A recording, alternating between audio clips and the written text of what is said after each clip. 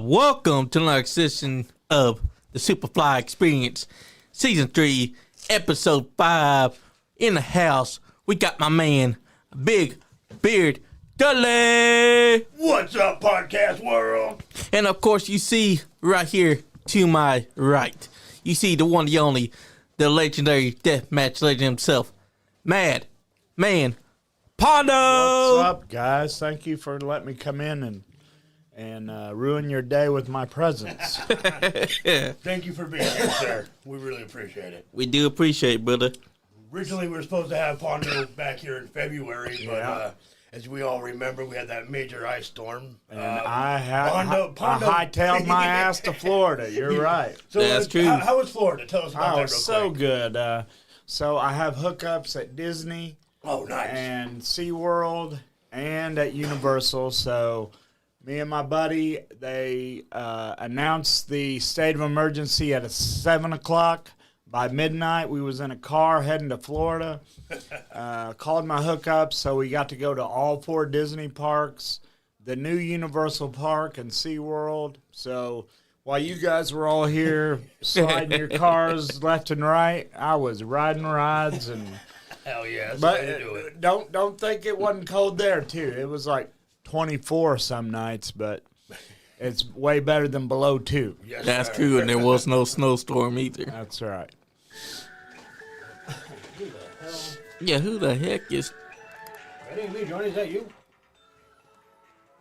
I think so. Hold up. Is someone trying to call in? Oh, yeah. Somebody is. Hold up. Oh, wow. We got first Let me call. put them on here. Who we got, Johnny? Hello. Hey, what's up? What's up? Are y'all live right now? Yes, we are. Live. Oh, I didn't see that. Yes, sir. Pondo, this is Nice Guy Andy on the phone. What up, nice Awesome. guy, Andy? I'm Man Pondo. Well, nice to meet you. I think I've met you before in person at one of your shows, but you probably don't remember me. Yeah, I get hit in the head way too much to be remembering me. Yeah. Yeah, we're live in the living color with him. We're going to be talking about his upcoming book. Awesome, cool. I just got off work, so I'll let you guys handle this interview. I might stop by there. Sounds good. Yeah. All More right, than thank you, merrier. guys. You're welcome, brother. See you, Hey, nice Johnny. guy, Andy. All right, I'll talk to you. That's right. What were you saying, Andy? I'll talk to you when I get there. Sounds good. That was Nice Guy Andy calling us. Let me put this on side, 'cause I didn't expect that a ring would happen. Andy did sound like a nice guy. He did. He is. And he can be an even nicer guy. Put that on there. And then put this over here. All right, so should we get into it? Let's talk Yes, about, we should. talk Let's about this get book, into it. man. So, So this is your second book now. yeah, so let me back up to the first book. Okay. A guy named John Cosper wrote a book called The Bluegrass Brawlers. Yeah. And he put a little section of me in there. And all these people kept saying, hey, if you got Pondo for a little section, you should write a book about Pondo because he's got stories out the ass for days. Yeah. So John Cosper kept asking me, and I really didn't think anybody would want to know what I had to say. So I kept saying, no, thank you. And then finally, John Cosper's such a nice guy, you know. He really is. And he asked me, I guess, times 6 or 7, and I Yeah. said, okay, let's do it, you know. I wouldn't mind hanging out with John Cosper. So he would put a recorder down. I would tell the stories, and then he would write them later because I can't spell worth of Yeah. shit, and my grammar And there's ain't nothing worth wrong with that. nothing. And my grammar ain't worth nothing. Ain't. But anyway, so we got the first book written, and I contacted my buddy Sayazawa. I don't know if you guys know who that is or not. I do. but He makes a lot of the deathmatch workers T-shirts. Okay. And me and him are pretty close, and I asked him to do the cover. So we had the cover, we had the book. John Cosper did the editing and the grammar help. So the first book got done. What was the title of that? It's called Memoirs of a Madman. And you Great title. And you can pick that up at Amazon.com, or you can go to visitdeadpark.com. That's the direct link to John Cosper, and ask him for an autographed copy. So we got the first one done, and I really didn't, like I said, I didn't think anybody would want to know what I had to say, but we sold boxes and boxes of them things. So I was sitting in Japan, and I was there for 9 months. I had a Japanese fiance who worked at night. Yeah. I was staying at her house, so I had all this free time at night. And Christina Harvey, a good friend of mine, she got her Facebook hacked. Oh, man. You know? People got nothing better to do. She had pictures of her husband who's passed away, family memories, wrestling memory, all types of things. And I kept thinking to myself how terrible that would be. I don't know if you guys have ever been to my Facebook, but I got all types of pictures, all types of I've memories. looked at it. So I told myself, you know what? I'm going to make something permanent where some piece of shit hacker will never be able to get a hold of it. So that's when I got to thinking, I'll write the second book. So the first one, like I said, I talked into a recorder, and then John Cosper did it. This one, sitting in a Asian house for 9 months, bus rides to Sapporo and Osaka, and plane rides. So I decided I would write this one myself. Nice. So, because I never really considered myself an author, because I just told my stories to a recorder and then somebody else wrote it. Right. This one I wrote. So now I'm a bona fide author. That's right. So Now we need to make you a New York Times bestseller. I hear you. So this new book, just like you said, you've been to my Facebook. I go to horror conventions all the time. Being on the road with ICP, you meet certain people. Did a movie with Robert Englund. Yep.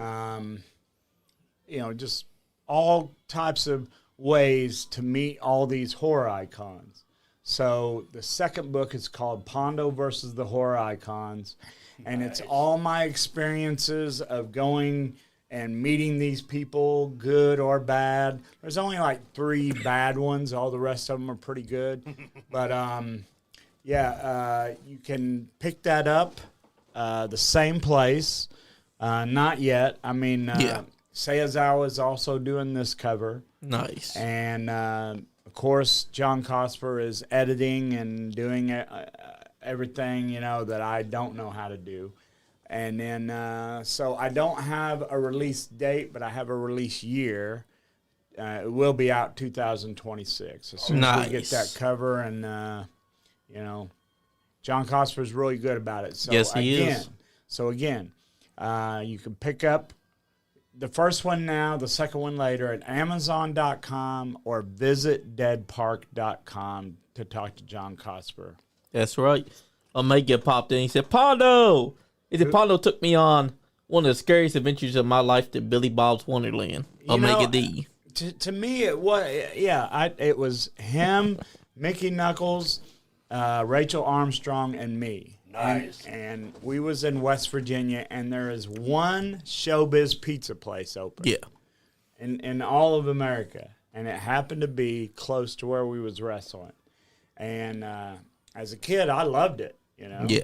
And I ain't gonna lie, I'm still a kid. Everybody knows that. I'm still a kid. Yeah. So I told them guys, I'm like, look, let's go in this place. I'll show you where I used to play video games all the time. Hell yeah. And what I thought would be a good experience, all 3 of them thought was creepy, and I just didn't understand that. But I always enjoyed Showbiz Pizza. I always loved Fats, the gorilla that was playing the keyboard, and so I shared it with them, and they didn't really want to be shared with. Billy, he also said that you're his daughter's favorite wrestler. His daughter ain't no bigger than my 2 arms. She's a little bitty girl. You can pick her up with one hand. Yeah. And I don't know how this happened, but one day her mother said, hey, we're going to go watch your dad wrestle. And she said, no, I want to go see Pondo. Oh, wow. Which I'm sure is a hit to a dad, but hey, Omega took it pretty good. But he tells me all the time I'm his daughter's favorite wrestler. That's right. I mean, to have your daughter say she wants to go to a Pondo instead of going to yours. And I don't think she's 6, 7, 8, 9, one of those ages. So I need all the younger fans that I can get. That way, when I pass away, they can keep my name alive. Yes, sir. You know? That's right. Because you're one of the biggest names out there in deathmatch wrestling. A lot of people refer to you as the deathmatch legend himself. You've been to wars. I have been, but not so much. I mean, so back in the day, 2 guys started doing death matches in America. Yeah. Ian and Axel at ECW. They were the first 2 in America to get a barbed wire bat, to get Taipei. So credit to both of them. And That's then, right. Axel didn't want to do them anymore, so Bull Payne did a few. But Bull Payne hated doing them. He didn't want to scar his body. Well, then Ian either got fired or quit. If you talk to him, he quit. If you talk to the world, he got fired. But I just went out until I found him and told him, hey, this is what I want to do. Because I was a big tape trader back in the days. You guys know what tape trading is, right? Well, for your listeners who don't know what tape trading is, back in the day, you would send your videotapes overseas or anywhere in America to people who had wrestling that you wanted to see, and so it was a good trade. And tell you the truth, that was our social media back then. Yeah. Wrestling magazines and tape trading. Sure was. I can't tell you how many people said, man, I still have videotapes of you from tape trading. So, and then the wrestling magazines, that also helped me. Promoters started getting a hold of me, and they wouldn't have known who I was back then without tape trading and magazines. That's true. So, what was we talking about? I get so full of shit. All right. We were talking about the tape trading and how your name got out there. And Okay. I think that's how it was, tape trading and magazines. That's how that's I did right. it. Omega said, real quick, Omega said, she's waving right now, saying, hi, Pondo. Hey, what up, little girl? And Eric Montgomery said, what's up, crew? And Mad I'm sure he Dad said dad. Pondo. Dad Man Pondo, yeah. So I ran my own girls company called Nice. Girl Fight. And, of course, I would have to get on to him all the time for doing stupid shit. Yeah. And that's how I got the nickname out of the girls, Dad Man Pondo. So, there you go. But hey, that's how it goes, because Eric Montgomery reminds you of that. He said, He was the DJ. hell yeah, he I've was. got to ask. Yeah. Does Violent J still call you Poncho? No, Violent J never called me Poncho. He has.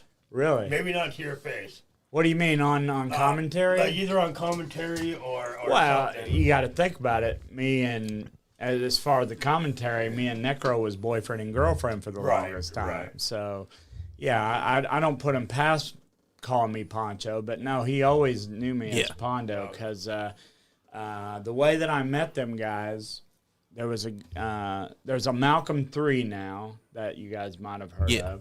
There's a Malcolm 2 that I wrestled 100 times. Well, his dad, Sweet Daddy Malcolm Monroe, used to run shows in Detroit, and me and Ian went and did a thumbtack death match. And there was 2 guys there booked, Hector Hatchett and the Sewer Dweller.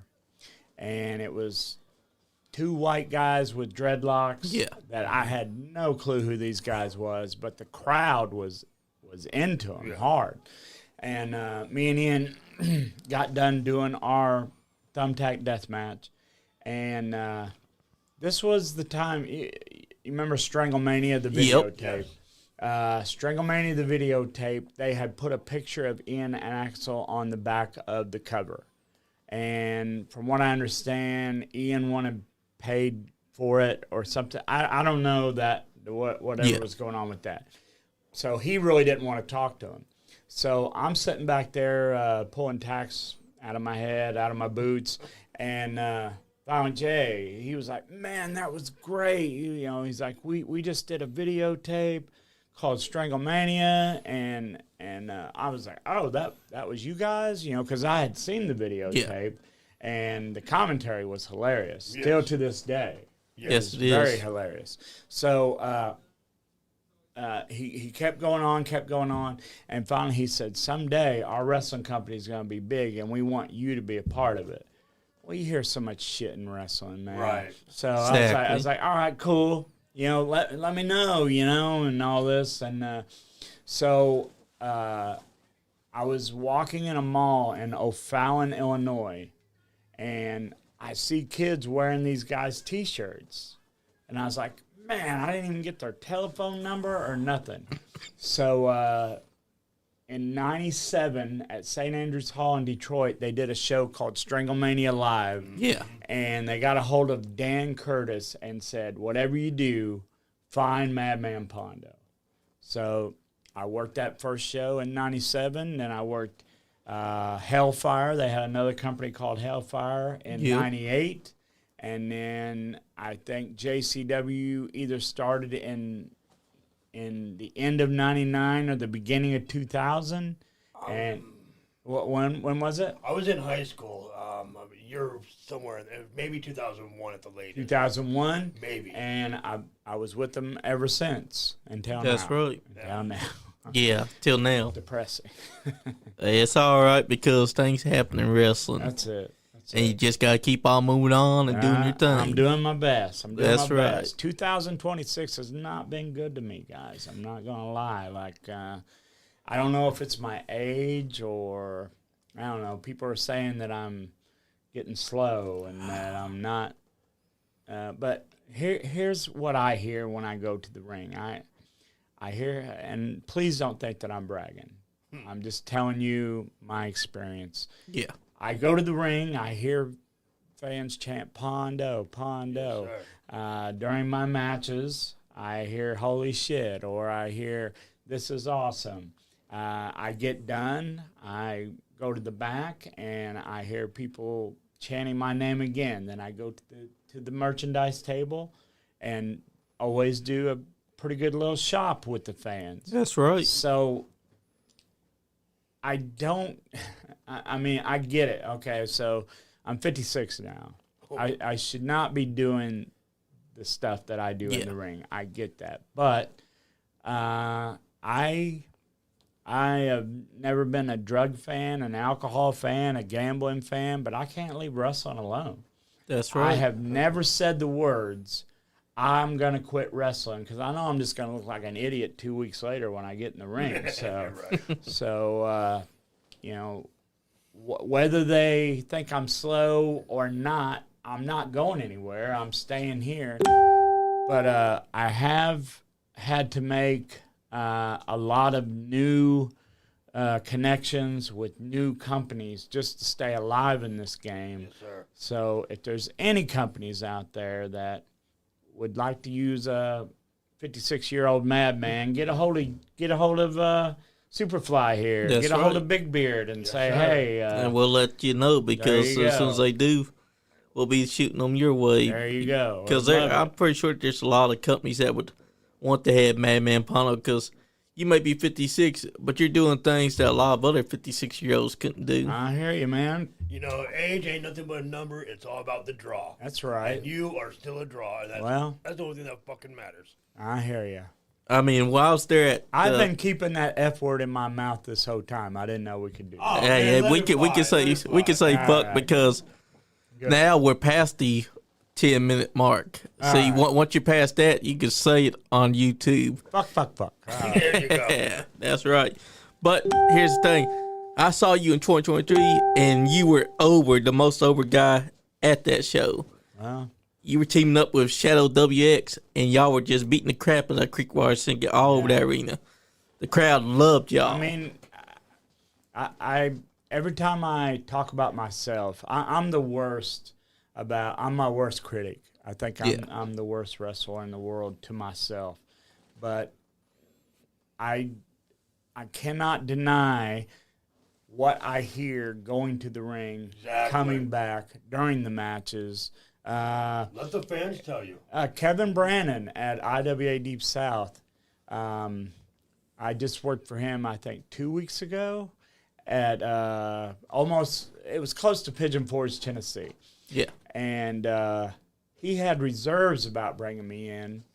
And then when I walked out, I was taking on Jimmy Controversy. Oh, my God, the crowd went nuts during the match. They was going nuts and coming back. And then I had a line at merchandise, and Kevin Brannon is now like, so you coming back with this, right? And I'm like, yeah, of course. So if they just give me a chance, I can show them, but it's just very difficult. I mean, JCW done with me. ICW, Danny D'Amato hates me.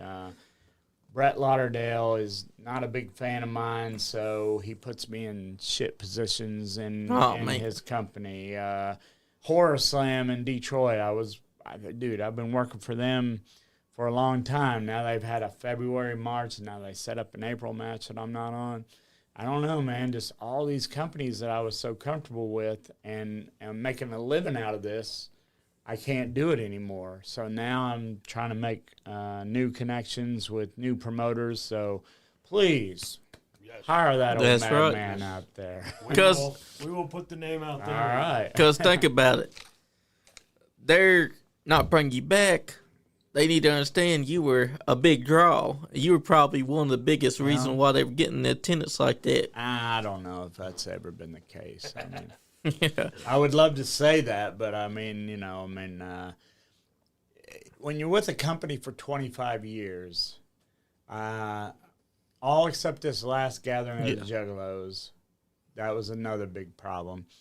That the Juggalos are behind you, Yeah. I mean, if they wasn't, you guys seem to have known about JCW since day one, correct? Yeah. Yes. So it was always, fuck ICP, fuck psychopathic, da-da-da-da-da.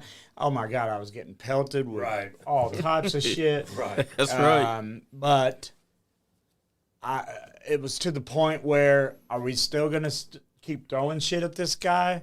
Or are we just going to get used to him and realize that there's a reason that Joe and Joey still book me? He must be a juggalo, So trust me, I took a lot of God, a lot of spit, a lot of coins. Been a juggalo since I was 12 years old. We can be fucking brutal. Right, but I stayed. I never went anywhere.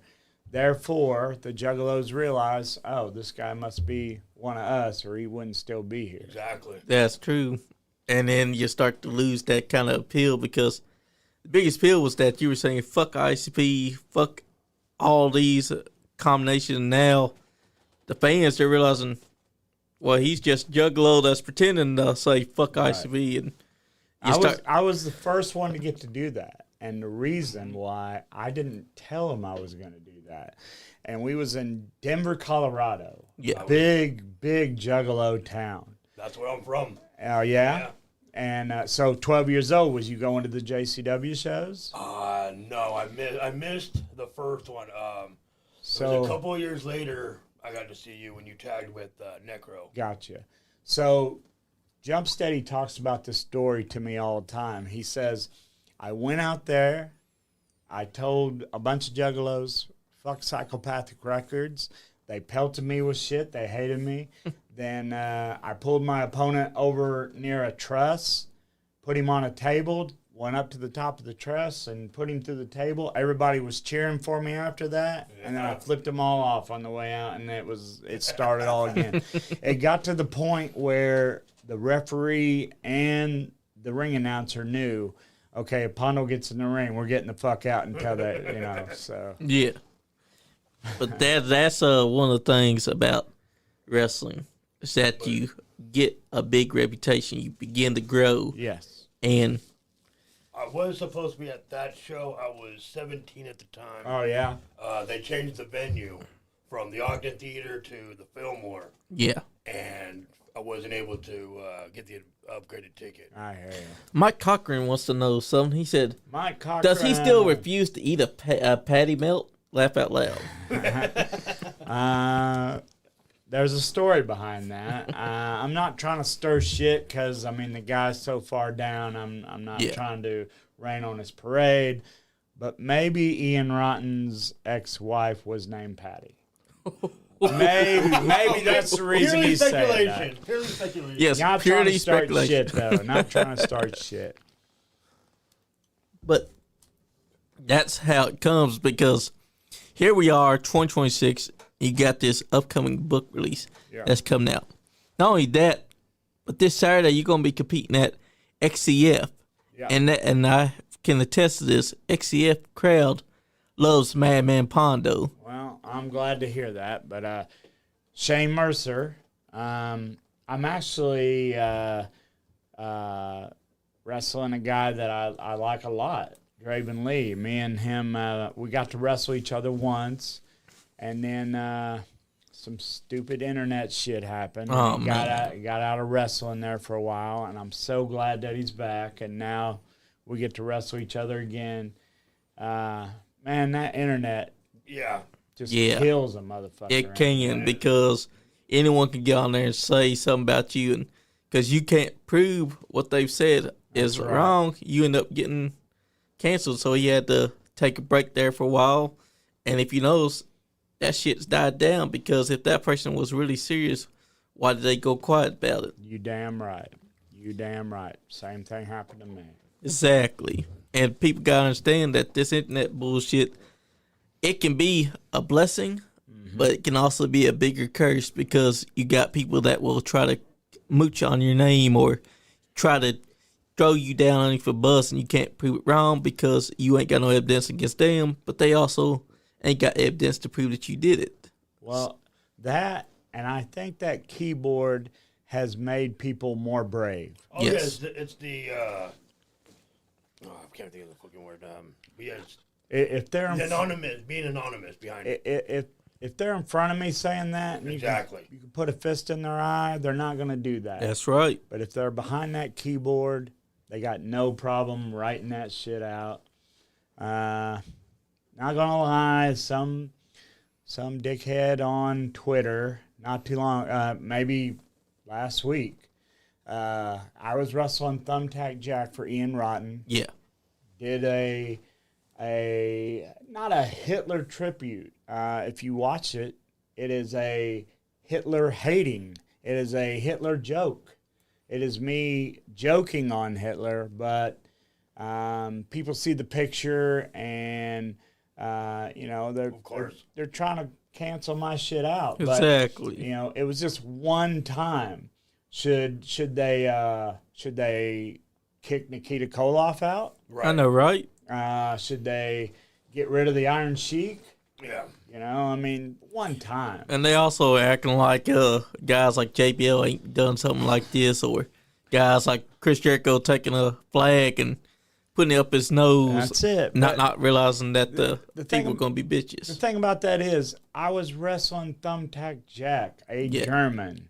Therefore, I was joking on Germans, not putting over Hitler, not hating on Jewish people, nothing like that. But I am going to be upfront because I know it's there. Yeah. I'm not going to ignore it. I know that I did it. I did it the one time, and some asshole on Twitter brought it back up. Yep. And I heard about it for maybe a week.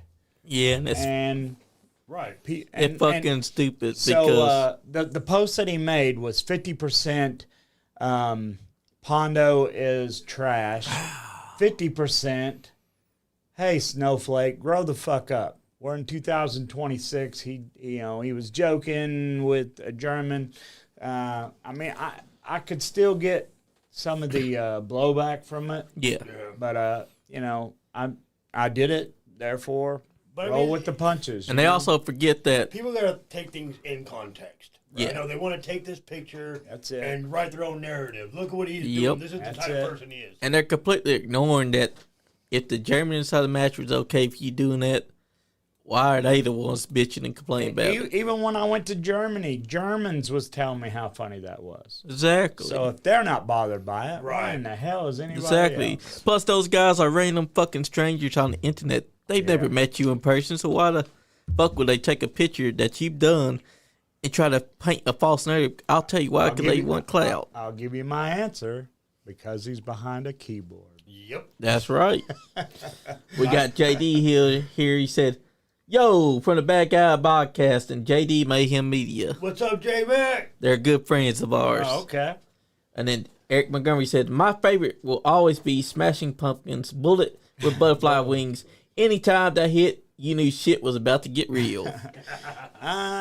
So the thing about that is, and I appreciate Eric saying that, but then I worked with Billy Corgan at Resistance Pro, and I like Billy, don't get me wrong, but he wanted me to change Madman Pondo. He wanted me to not use the stop sign because of I forget what it's called. Football players have it. The CTE. CTE, yes. He's a big believer, a big part of that. Yeah. So he wanted me to stop using my stop sign. Well, accidentally, 3 or 4 times in a row, I would use that stop sign anyway. And then Exactly. Accidentally. And he would always be like, Pondo, I told you to stop using that stop sign. Oh, Billy, I forgot.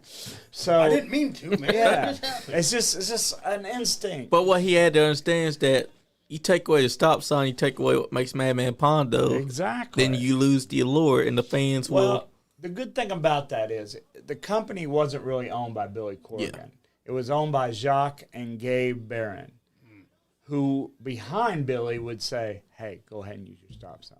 Of course. Exactly. Of course. Because they were Pondo fans, so they wanted to see the stop sign. that's right. And Billy Corgan's got to understand the stop sign is aluminum. Oh, but what I was saying was I thought it would be because Billy Corgan now runs NWA, has never contacted me to come in or anything. Therefore, I thought it would be disrespectful to still use his song. So I chose Dragon Ash Deep Impact. It's a band out of Japan, which it would be hard for any other wrestler to get a hold of that song. And I knew that I'd be the only one using it. Therefore, that's right. That's the one I chose. You were smart to do that because it shows also respect that you have for him. Yes. And it also shows that you're smart on what kind of music that you want because you want music that's yours and only yours and not for anyone else to be coming out to. That's it. And that pretty much plays into who Madman Pondo is because I think a Japanese band fits you perfectly. I do too because it just screams Madman Pondo. Right. From the time that you've been doing this all the way to now, we've come to know what Madman Pondo's all about. He's got that saw blade. That's right. He's got the knife on him that he has out of the boot, everything. That cinder block with that sledgehammer. Yes, he does. So the thing about that is, shit, I lost my man. Sorry. That's all right, man. It's all right, brother. But what was we talking about before that? Not Billy, not the song. Oh, you said about I don't know. About the what makes Madman Pondo who Madman Pondo is from his weapons of choice because you got many of them. You got the saw blade, you got the cinder block, sledgehammer combo, you got the knife. You've even got. I could start doing headlocks and arm drags right now, and nobody would come to see me. Exactly. You know, people are used to seeing Madman Pondo the way Madman Pondo unless you're going to come in as a face and then turn heel, like Cactus Jack did. Yeah. Take all that away to turn heel. I mean, but the worst part about that would be everybody would be like, oh, he's copying off Cactus exactly. Jack. They would know exactly what I was doing. No, there's no reason to change anything about Pondo. And I will say this, me and Mick, we're good friends. Hell yeah. He even told me, he's like, someday you should do what I did. And I was like, nah, Mick, you did it. I don't want to do it, after you. Not that I was trying to say that was a bad thing. Yeah. Thank you so much for giving me that opportunity, Mick. But I don't want people to say, oh, well, Yeah. that's what Mick did. Exactly. That's what Pondo's did. Plus, everything that you do as Man Pondo is unique. In wrestling, you want to be the person that stands out. You stand out because you know who Man Pondo's going to be before he gets to that ring.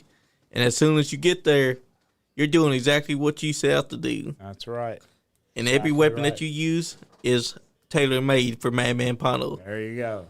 Like, I people need to got to take this understand guy that. with me everywhere I go. Yes, sir. That's right, because it's the truth. Like, watching you at these shows, when you're there, you got a presence to you. There's an aura to Man Pondo. Right. When the fans hear your name or they hear your music that first time, it's like electricity hits the room. You never know what Man Pondo's going to do. As soon as you get out there and you start getting into it, those fans, they love you. That's a true statement because I don't even know what I'm going to do until I get out there. Exactly. A lot of times it's fans handing you shit saying, hey, use my thing. Yeah. Or it's fans bring the weapons match. You just have to Get creative. you just got to look at something and go, oh, this would get the crowd going, and you do Especially because if the fans are bringing you weapons, now you got a bunch of tools that you can use besides your ones that you already know that you got. That's right. You got those already in play, but now you got these fans giving you stuff that you can get creative with. That's it. And that's pretty much how your book is too, because you are going in there as the author of it yourself. You're not talking to a recorder this time. You're actually the author of it. Right. And I won't be offended, but did you read the first book? I did read the first book. Did you read the first book? Unfortunately, I did not. Okay. What was your favorite story in the first book? I'm trying to remember which one was my He favorite. didn't read my first book. I'm on the... It's okay. I just what I always do there is if you tell me something that you liked in the book, I'll tell that one story. That way, I'm not telling the whole book. Right. Because you don't want to give away Right. everything about that first book. Okay, You want the what's fans to one go of out and get it. What's one of your favorite stories from that book? It's got to be the time that I wrestled Junkyard Dog. Nice. Oh, nice. I was 1 year in the business, Oh, wow. and I was friends with an oil guy and a guy named Howard Brackney, who was a super ninja. He was managing Ricky the Dragon Steamboat at WCW. Nice. And then later they pulled the mask off, and it was Paul Heyman.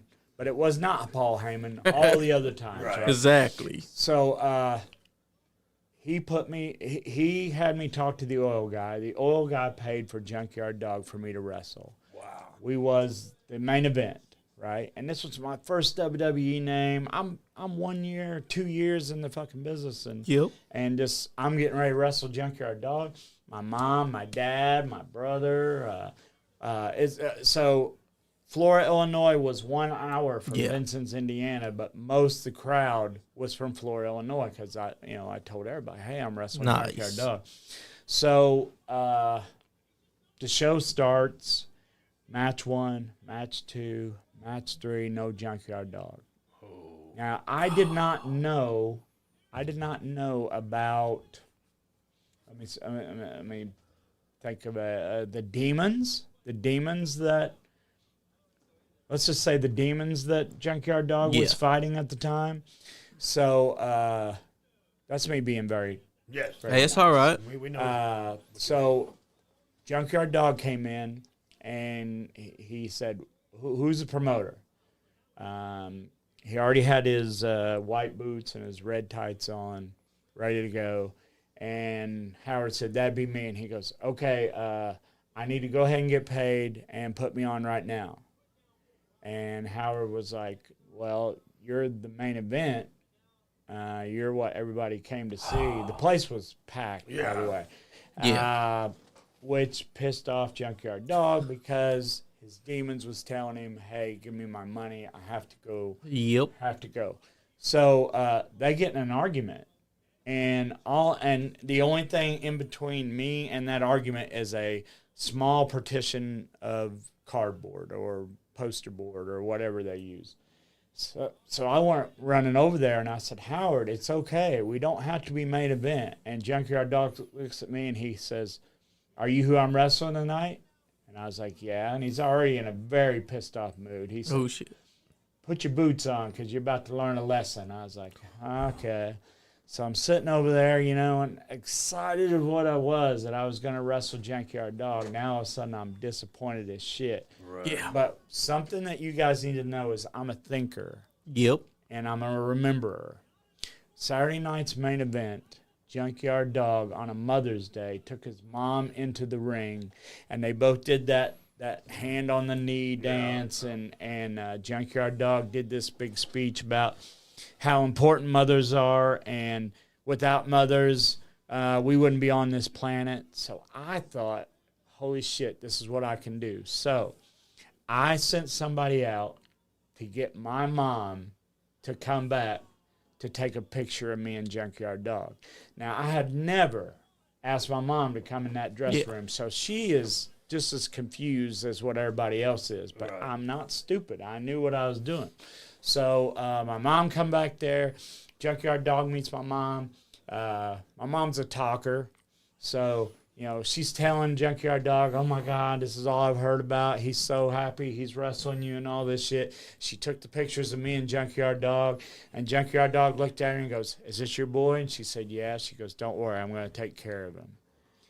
And then the promoter came over to me and he goes, I don't know what's going on, but Junkyard Dog don't want to pin you tonight. He wants you to, we're sending Don Bass out and you're going to lose by disqualification. I was like, all right, cool. I know what it was about. Yep. That's Because Yes. I tugged at his mother's strings. Yep, that's right. He got to meet my mom.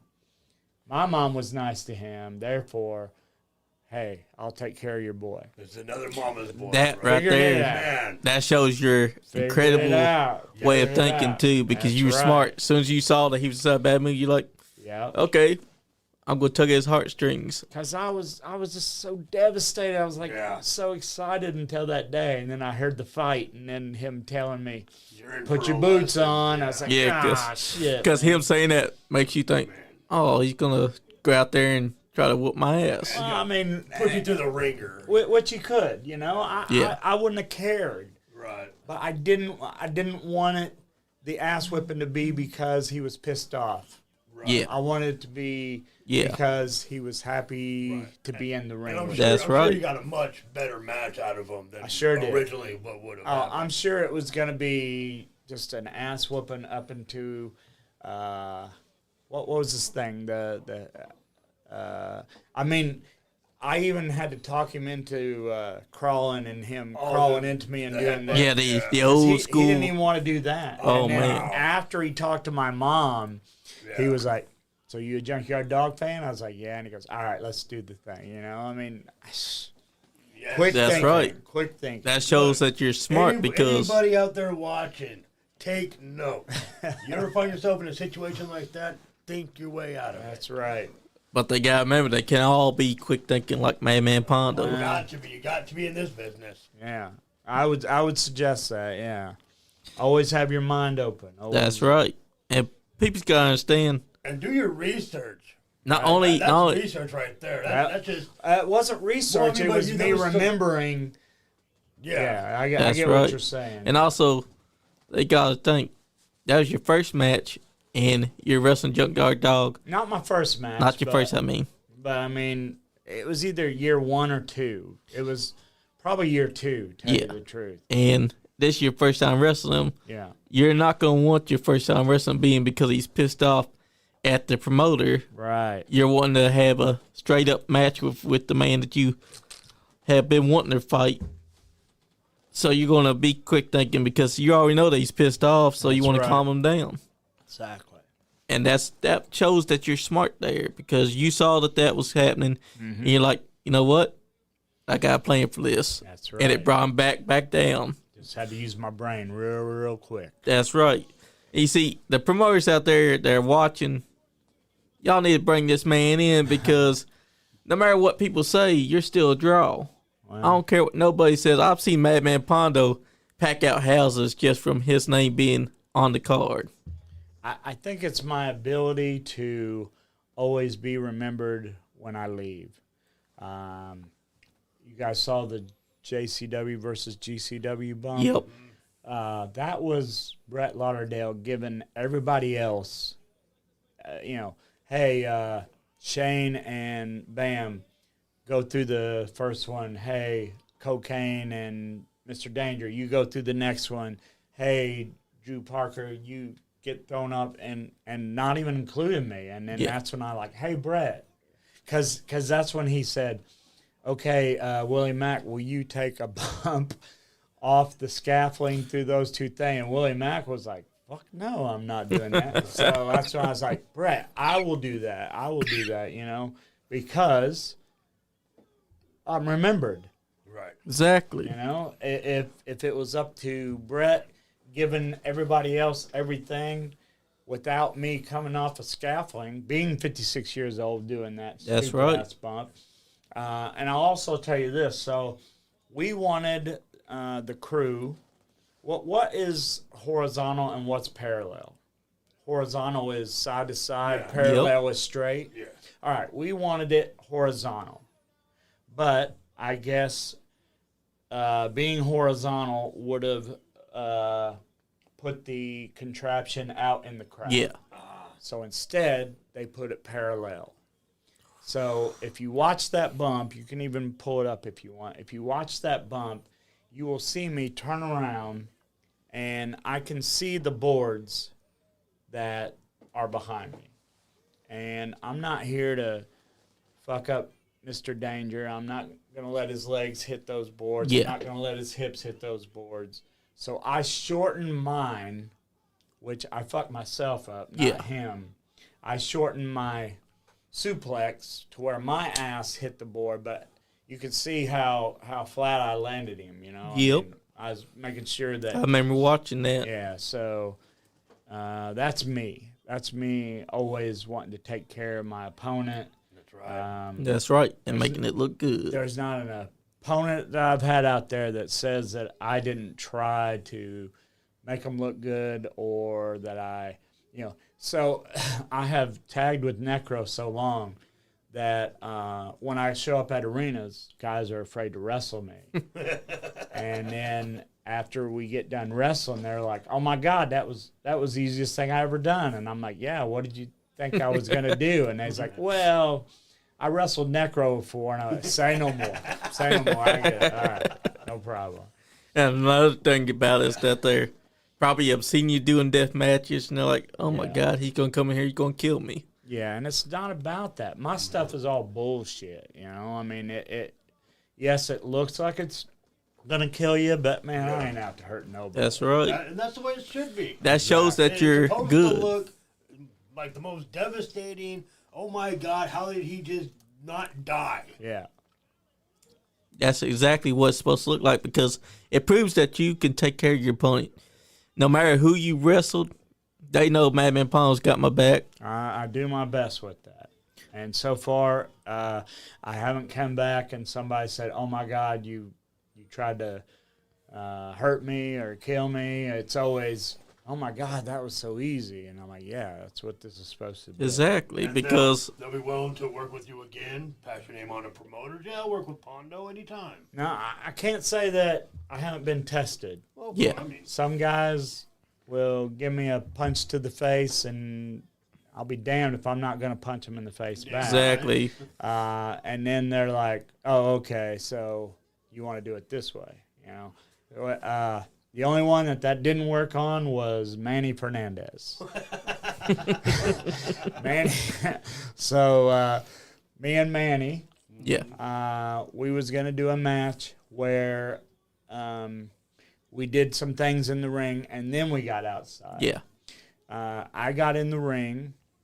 It was for ASW in West Virginia. I got in the ring, and the ref said, "Be careful. The boards have slid." oh, I walked out to the middle. The only thing keeping me up from the ground was the canvas. yeah. the boards didn't only slide, like all the middles were out, right? Oh, shit. So I'm thinking to myself, I don't want Manny Fernandez to get in there and mess his leg up or anything. So as he's coming to the ring, I get out and I start giving him work punches. But the crowd's right there. But I'm also trying to explain, hey, the ring's broke. All he knows is some dude's coming out on him. He bends me over and he's punching me in the back of the neck as hard as he can and punching my face hard as I can. And finally I'm like, you know what? I'm not taking this no more. So I start punching him in his face. He starts punching me harder. So finally he turns around to get into the ring. And the minute he puts his hands on the edge, the boards come up and he turns around and he goes, hey, the ring's broke. I said, no shit. Would you stop hitting me? And everything was good after that. He realized, oh, okay. He was taking care of me. And when we got in the back, he even said, man, I'm sorry. I thought you was trying to make a name off of me. I'm like, no, hell no. My neck was sore for a month after that shit. I believe it. They have beaten the hell out of your neck like that. Finally had you go, you know what? Fuck this. I'm going to start slinging back. And that was a bigger mistake than anything, punching that man in the face. Because then he's like, okay, well, I'll punch him in the face. But I guess the first ones were lighter than after. And he started getting those serious. last three. Those first ones were the working shit. Like, that's what happens in wrestling sometimes. Sometimes you got the guys that understand how to be stiff with each other without hurting each other. And then you got the guys that are even stiffer than that. He that knew know how right, to work he it. knew right where to hit me. Yes, he did. Pull my head down and hit me in the back of the neck. God, not once. I can't even count how many times. But I tell you what, that's something that you always remember because he gave you that pepper like that. Never forget that. But here's the thing. He thought that you were trying to make a name for yourself off his name. He was. You have a big name now. Here in 2026, everybody knows who Madman Pondo is. If you were to say... Not everybody. So here's the thing. And I would even admit this. I've had no TV notoriety.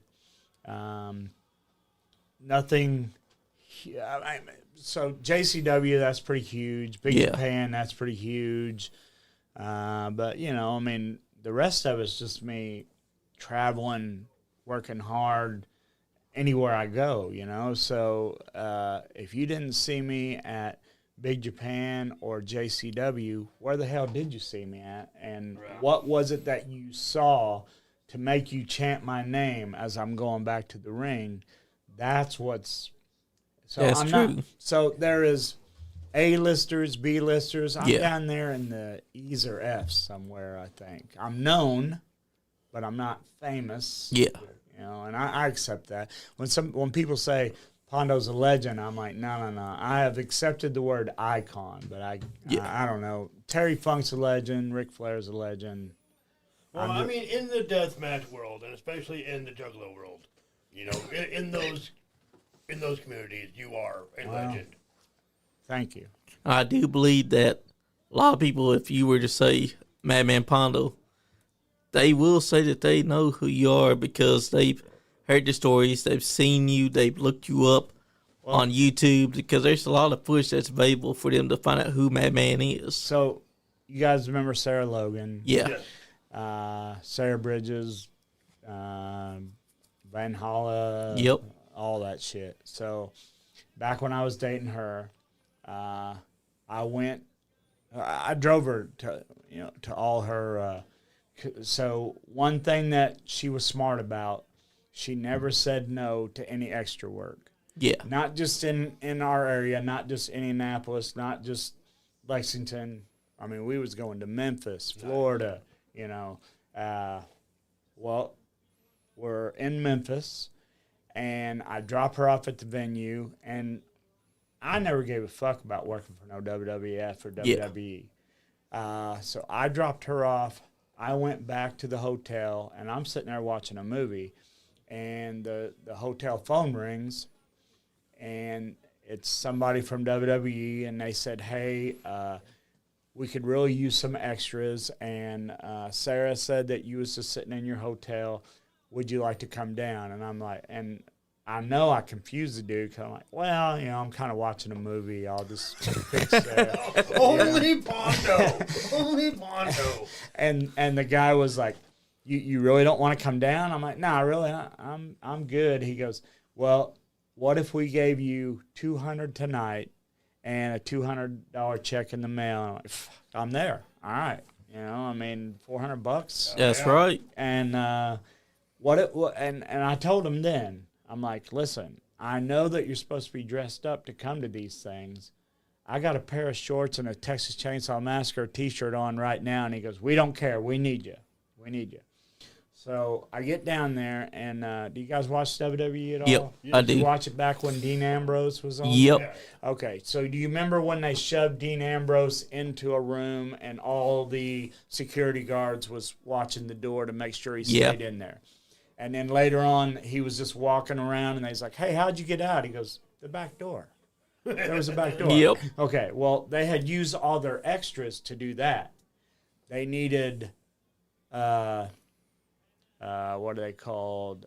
Rosebuds. They needed rosebuds to do the trust fall. Yeah. Trust catch with Adam Rose. Yep. So I get there, and this is what I'm trying to get to. One of the rules is you are not allowed to go to the main talent and ask for pictures or even talk to him. You're not even supposed to talk to him. I walk into catering. Sami Zayn and Kevin Owens is like, hey, Pondo, right now. I know Sarah's getting a job, right? Yep. We're told we don't have a date yet, but she's getting a job. And I got these people coming to me, and I'm like, no, guys. And they're like, what? And they're like, I'm not supposed to be talking to you guys. They're like, fuck that. You're Man Pondo, right? And they're hugging me. Yep. Cesaro comes in the room, and Pondo, what's going on? I'm like, damn it, guys. Don't get me wrong. I love it that these guys are appreciating me and at loving that me, time, they were big guys. I was really worried about Sarah's job. Yep. I get ready to leave catering, and Paul Heyman was like, Man Pondo, and I was like, all right, Paul. I'm going to talk to Paul Heyman. Yeah, of course. That's right. So I did. I sit there and I talked to Paul Heyman for a while. He introduced me to Pat Patterson. I was like, okay, I'm ready to go. Not that I'm a handsome guy, but, whatever it is, I didn't want no part of that shit. So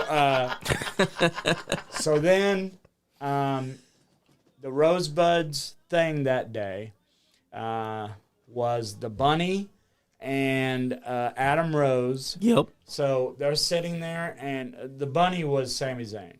Yeah. So they're going over their shit of what they're supposed to be doing, arguing about, well, I think it should be this way. I'm thinking it's being this way. Now, let me back up and tell you all the other extras, because they're all dressed and all this cool shit in suits and ties, and I'm Texas Chainsaw Massacre. Yes, you were. So they're not responding to me. Like they don't know who I am. They don't want to talk to me. Yeah. So I'm fine with that. Hell, I'm not supposed to be here. Whatever. I had Sarah. Sarah was talking to me. So the bunny, Sami Zayn, and Adam Rose is going over their shit.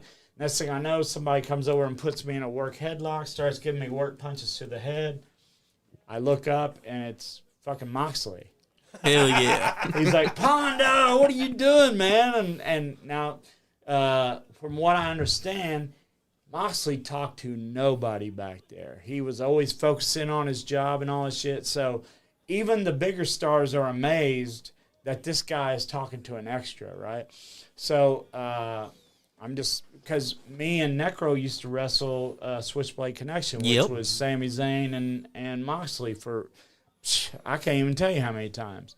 So he's asking me all these questions and all this shit, and to the point that I forget to introduce my girlfriend, who stabs me with her fingernail in the back. I'm like, oh shit, Dean, this is Sarah Dean. So we talked for, I don't know, 3-4 minutes, He walked away. Next thing I know, all these extras want to talk to me. I'm like, you know what? Fuck you guys. You didn't want to talk to me before. Yeah, right. Exactly. I'm good now, You right? keep that same energy. But, That's right. But they see all these, like Seth. He was Tyler Black. Hey, Yep. Pondo, what's going on? And all these extras are just wishing to God somebody knew who they was, you know? I will tell you this side note. The one thing that I regret, in Memphis, they had a guest appearance from Lance Russell. Yeah. And he's in the locker room. And I went over and I said, hello, Mr. Russell. I just wanted to say hello. And he says, hey. He goes, did you ever watch wrestling back in the day? I said, yes, sir. Evansville Coliseum. He goes, Channel 7. And I was like, inside, I was like, oh, my God, right? And I wanted to ask him for a picture so bad. And I looked over at Sarah, and she goes, don't you fucking do it. Oh, man. I Always mean, get the picture. Because, yeah, but you can't there. I know. They tell you straight up, do not. They don't even want you to interact. Yeah. Interact with them. And all these guys are coming up to me, and I'm like, Sarah's job's out the fucking door, you know. Yep. But, like I said, I'm not famous, but I am known. Right. That's true. But that's pretty big to have all those guys calling out to you even though you're there for Sarah. You're just like, guys, please, no. Right, yeah. Because you already know that they don't want y'all talking to the bigger Right. stars. But they didn't care. They was like, we don't care. And I'm like, That's no, right. I care. Yeah. And now it almost seems like the rules have been laxed now that there's no Vince Man there. Oh, yeah, that's, you know what? So I was a Rosebud 3 times. Yeah. Vince McMahon came through and he was going to Gorilla, and everybody just parted the Red Sea, right? And he didn't say hello. He didn't notice anybody. Stared at Gorilla and walked straight there.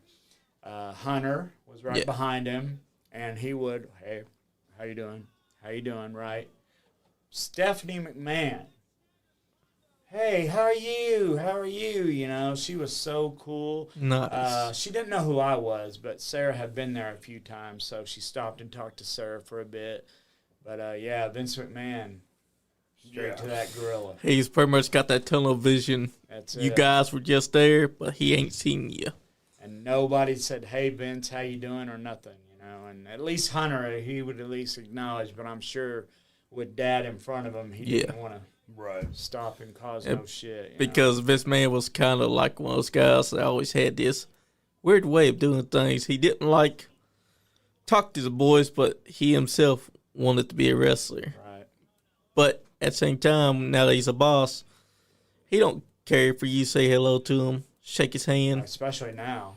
Exactly. Now he wishes you'd say hello. Exactly, because he screwed himself over is what happened. He should have known better, but that's VKM for you. Can I say something about that? Yeah, you can. So he gave the girl the first $1 million, Yep. and everything was fine. Yep. Didn't give the second $1 million, and all of a sudden he's a son of a bitch that shit on my chest. Exactly. You know? So take that for what you will. Yeah. She's saying she had no idea about any of this shit, but she knew all about it when she got the first $1 million, Yep. waiting on the second $1 million. Didn't get the second $1 million all of a sudden. Yeah. That's what we've been saying is because it's funny that she took that first $1 million. Damn right. Stayed quiet, and then when she didn't get that second $1 million like she was hoping, Right. that's when she came out with all those allegations about Vince Man, what he did to him. And yet there's texts that show that she was calling him baby, Yeah. talking about lovey-dovey stuff. And I mean, some of her proof about the sexual allegations that she's talking about, she brought on herself. If you just read the text messages, but cancel culture Yeah. brings it the other way. Like, Exactly. oh, well, how terrible is this? You know, so it's like because it's a woman that's accusing him. Automatically, she's in the right, and he's a dirty son bitch. you know you're getting ready to get telephone calls just on this little section right here. Right? Hey, that's all right. okay.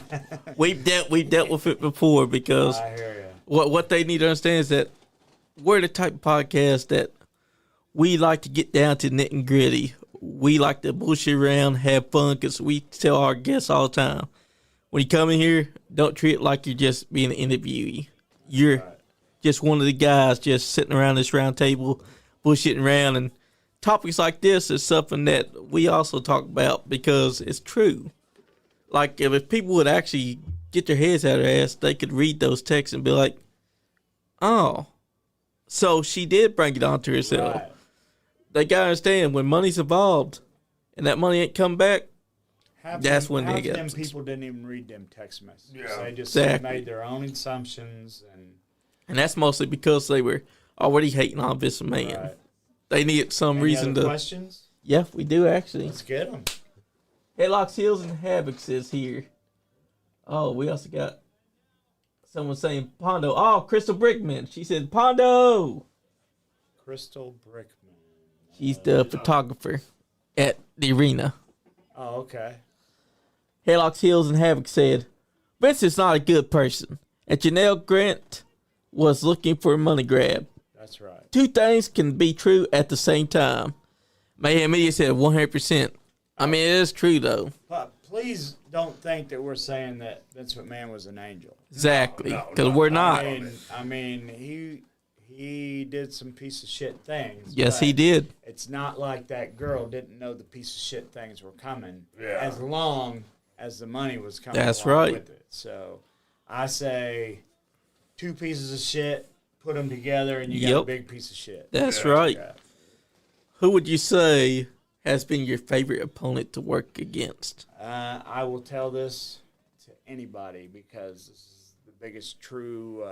2015, I got to wrestle Terry Funk for the JCW title, and he put me over like a gentleman. Later on, and it's on DVD in case anybody tells you I'm full of shit, gave me his song Desperado to walk out. Nice. And I did it a couple times, but man, that's Terry Funk's song, you know? So out of respect, I did it a couple times, but I would call the you guys know after his wife died, his health just went straight down. Yep. He was in a one of the old folk facilities, and I would call there, and after a while, the nurse would say, "Hey, we're so glad when you call because Terry always remembers Pondo." Now that's either because I'm very unforgettable, or Pondo is an unforgettable name. But when they would say, "Hey, Pondo's on the phone," Pondo, and I would talk to Terry. I was always happy to get to do that, and that's one of those hits, man. Like Terry Funk was, if you think about it, he is the epitome of evolving with professional wrestling. Yes, he is. Yes. Me and Jim Cornette are friends, but evolving with wrestling, he will never do. No. Terry Funk went from wrestling to ECW, barbed wire matches, to doing moonsaults, to, Terry Funk is, if you say professional wrestling, Terry Funk should be that legend that you're talking about. That's right. He was one of those guys that could adapt to anything that you put in front of him. That's it. Like watching him in Japan, he fought Onita in one of the very first Texas deathmatch exploding barbed wire matches. That's it. And you felt that. You felt his care for Onita. You felt Onita's change from, I hate this man's guts, to, I don't want this man to die, and protecting him by throwing himself on top of Funk as the ring explodes. Right. You felt that. That's because Terry Funk made you believe no matter what he was doing. That's it. So that was pretty damn good to hear that it was your name that he would always perk up to whenever you call. Because that's big. Peace, Terry Funk. That's right. Yeah. Rest in peace to a legend. I'm sure he appreciated your calls very much. He always, it was always the same conversation. Pondo, where you working at? And I'd tell him, and he'd say, "Are you kicking ass down there, buddy?" And I'd be like, "Yeah." And he'd like, "All right, I'm kind of tired. I'm going to go ahead and lay down. You know, it was always short, but it was still a telephone call. That's right. And you can't take nothing from Terry Funk. The man Nothing had at a all. hell of a career. Yep.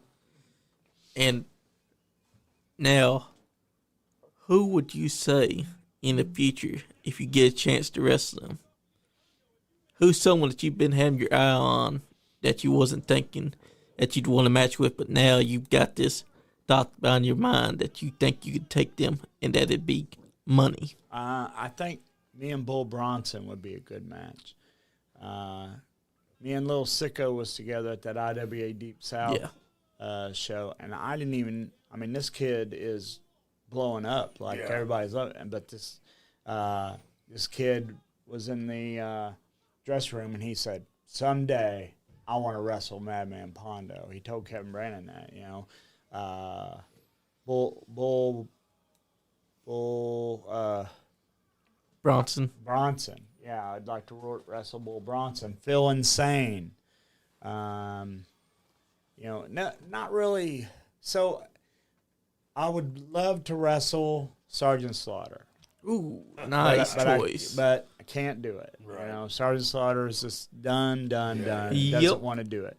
But Sergeant Slaughter said that doesn't mean if I'm at a gimmick table and you wrestle around there that I wouldn't put you in some kind of camel clutch. So I'm happy. Not camel clutch. What was his? His was the Cobra.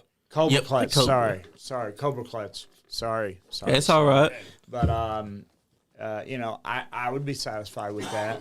Mick Foley, I can never wrestle him. He's done. Yep. But if he were to try and do the mandible claw on you, I would love that. Well, we did. He reffed one of my matches one time. But it's the newer deathmatch guys, which I'm sure they look at me like, who is this old man that he wants to wrestle me or whatever. I hope not. I hope not too. You know, but if they're really taking their craft seriously, they're looking at the generation before them. Yeah. And if they're serious about deathmatch wrestling, they're looking at Pondo. well, I would love that. But you know, any of the newer guys, you know, I would love to. I hope they're looking at past generations, because I would love that. I'm pretty sure that the newest generation of deathmatch wrestlers should be looking at you and saying, I want to test myself against Pondo. Because you were, to me, one of the founding foundations of deathmatch wrestling. Because when you were there, deathmatch wrestling, you knew you were getting a show. You knew you were getting your money's worth. Because you never knew what Pondo was going to do. And I was in this deathmatch game back when there was no respect for it whatsoever. That's right. It was so difficult to keep going, but I loved it so much, I would always keep it going. But we got someone that wants to have a match with you. James Kendrick. He said, I would love to get in the ring with Pondo. Big James Kendrick. He's a local That's Crystal guy. Brigman's husband right there. That's who? Crystal Brigman's husband. Oh, okay.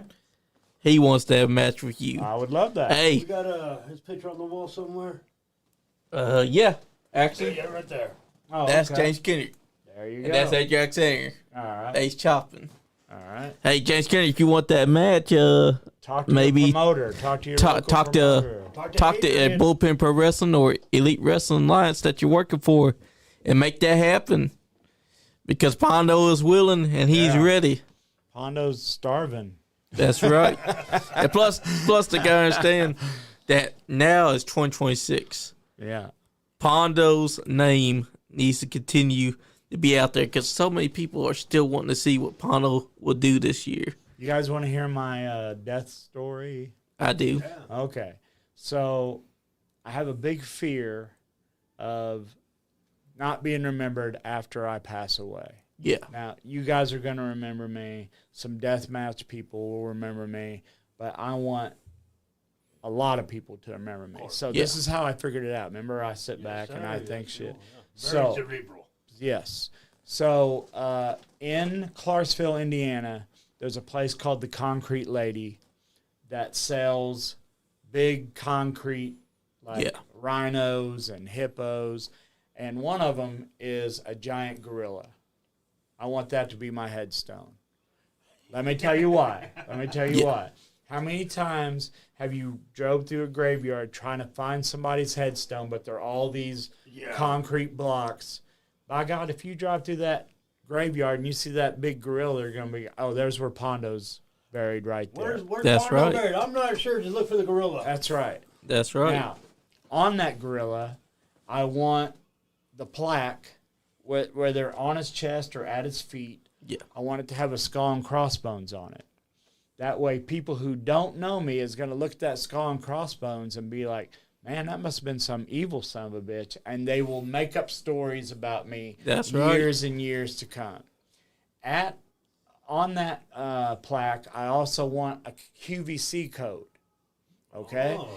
That way, people who know who I am will be able to reminisce and get facts about me. People who don't know who I am will be able to, because they're going to. So here's the thing. If you're walking through the graveyard and you see a big concrete gorilla and you have no idea who that is, you're still going to walk over to that concrete gorilla. That's right. Yeah. So take a picture of the QVC code that's on the plaque, and you'll be able to read all about me, and that will keep my name alive years and years. That's me thinking outside the fucking box. That's right. You're smart.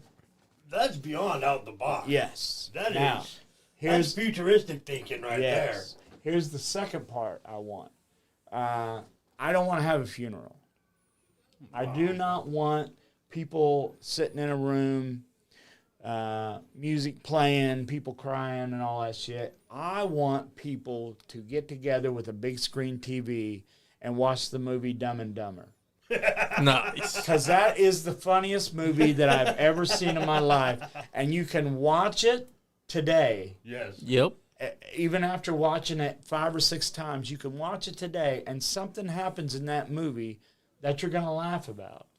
That's what I've always, pictured. Exactly. I want people to not grieve. I want people to, do you remember that time, I don't know, Pondo, I don't know, something funny. I want people to, I don't know if the word celebrate, but I want people to be happier with the situation than sitting in a room crying and all that bullshit. So, Exactly. concrete gorilla. So if I pass away, get a hold of Superfly or Big Beard, and we're going to donate.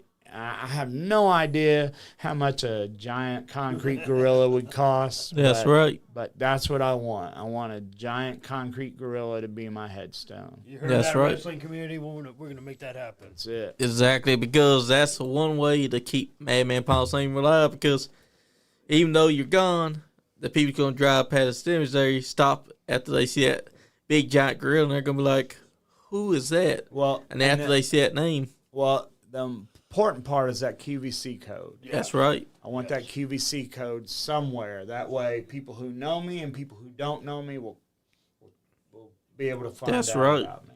And they'll be able to go right to everything that they need to know about Madman Pondo. That's it. We got another thing saying here. Headlocks, Hills, and Havoc said, I'm having a barbecue at my funeral.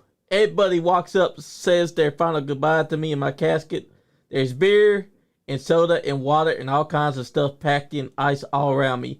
Pixie something to drink as you're saying your goodbye. At the end of the line, grab your hot dog or hamburger on me. Now, see, that is, to me, funerals are just the most depressing thing ever. They are. And I don't want people to be depressed. I've never wanted anybody to be sad about anything that I've done. So I just want people to watch Dumb and Dumber and That's laugh right. a couple of times. And also look up Madman Pondo facts and just please. keep his memory alive and talking about the stories about that time Madman Pondo did this, or maybe a Madman Pondo match, or just something that they found funny that you did. That's it. That's a good one right there. And that shows that you're thinking ahead. Yeah. You're not taking 2 steps back. You're always thinking what you want for people to remember. Because there will be people that may not know you that they'll know you, because as soon as they see that gorilla, they're going to be looking at that and saying, let me see what this QR code is doing. I'll tell you what that code, where that came from. So I was in 2 video games. Yeah. 3 video games. And I played one of them. I played all 3. And I thought to myself, okay, that'll keep my name alive. Nobody plays Xbox or PlayStation. Oh, man. Anymore. Then I was in a movie with Robert Englund. I'm like, that'll keep my name alive. You can't even, it's hard to buy that fucking movie on eBay anymore. I did the speech for ICP in between the Washington Monument and the Lincoln Memorial, and I thought, okay, this will be the thing. But people forgot about that already. Yeah. That QVC code, nobody's going to forget me. That's right. And Hills, Headlocks, and Havocs, he was in Backyard Wrestling video game. Backyard Wrestling. Don't try this at home. Yep. There goes the neighborhood. And then Fire Pro Return. That's right. That's where you can get them. Those games, you'll have to get another. You're gonna have to get one of the old systems though to play them on. Yeah. Like the one that I mentioned about the Backyard Wrestling. You got to get a PS2 for that one. Or a 360 Xbox 360. Yep. Because those came out. And then find the game. Yeah, those came out during the time before the generation that we know now. I have autographed so many of them games. I know they're out there. But just they are. able to find one, you know. Yep. One of my earliest memories of Man Pondo was from the games because they were unique. They had blood. They had everything. They had you could face ICP, face anyone that they had on. They even had female wrestlers that could wrestle. I was there. the main boss in the first. Yes, you was. Yeah. And I enjoyed trying to overcome you because your main boss whooped my ass all the time. I had a code. I used to have a code that I forget what it was, but there was a code where you could go straight to me. Yeah. But I can't remember what the hell it was now. Yeah. And literally, if you didn't have no code, you had to work your way to get to you. That's it. Otherwise, you were probably going to get stuck on the first or second one. The problem with the first one, I don't guys remember this or not, heat-seeking weapons that they would throw. Yeah. Yeah. You could not, if they threw something at you and you tried to get out of the way, that damn weapon would follow you. Yeah. No matter what, you would get hit with them. And even if you had the opponent health down, it was a bitch to try and fully beat them because they've also got your health down. And if they pulled out that heat-seeking weapon, you were fucked. That was one of the earliest memories I remember of that game. There have been times where I spent countless hours trying to get to you only to get beaten because I got hit with a heat-seeking weapon. And once you got beat by me, you didn't get to wrestle me. You had to go all the way back, 3 or 4, to get to me again. That's why IDOS, the people who made the game, gave me a code to get to myself. Nice. And then people who knew me, I'd be like, oh, we'll just punch in, and then IDOS was like, why are you telling people the code? I was like, why aren't you? Yeah. I mean, y'all didn't tell me that I couldn't tell people about said this. Shit about don't tell nobody the code. It's the Mike Tyson code. Everybody fucking needs it. Plus, I got to beat Mike Tyson. Did you? One time. Never did. Let me tell you what, this is the most depressing thing. I tried, me and a whole bunch of friends in my bedroom, and we tried. And finally, I did it. I beat Tyson. Nobody was there. Oh, of course. Now, that's the worst. Now, you could say Pondo's lying. He never did beat Tyson. But if you knew the devastation of how excited I was, I can't believe I did it. And then I turn around, oh, yeah, I'm by myself. Man. And then... Hey, guys, you see that? Fuck, where'd you go? And then when I did beat it, it was the most useless piece of footage. Yeah, oh, man, so anticlimactic. Yeah, because... Hey, you did it. Good job. Yeah, Tyson's like, oh, you beat me. He said some shit. Then you see Little Mac and the guy on the bike, and then it's done. And exactly. You finally overcame them just to have no audience, and also have an anticlimax. But if it wasn't for that code where I could go straight to Tyson, I would have never beat him. But that's true. Yeah. I was dedicated on that. That is true. But these games, they may not be able to be played no more on modern consoles, but people still remember them. So, my buddy Cody Matthews works in Frankfurt. Yep, I know Cody Matthews. All right. Jeremy, you know Jeremy. Yep. So, he now works. Read that last comment. I'm sorry. Me and a bunch of friends in my bedroom is not the way to start a story. Is what Headlocks Hills and Abby says. Hey, what happens there stays there. Yep. But Cody, he now works at you pay $10 and you get to play all the video games you want, and they have all the old consoles on TVs. And I couldn't, I'm sitting there and I'm waiting to play Mike Tyson's Punch-Out, and some dude, I don't know what he was playing, but but it told me that people still want to play those old games because they were all full. There was PlayStation, Xbox. We're talking about one.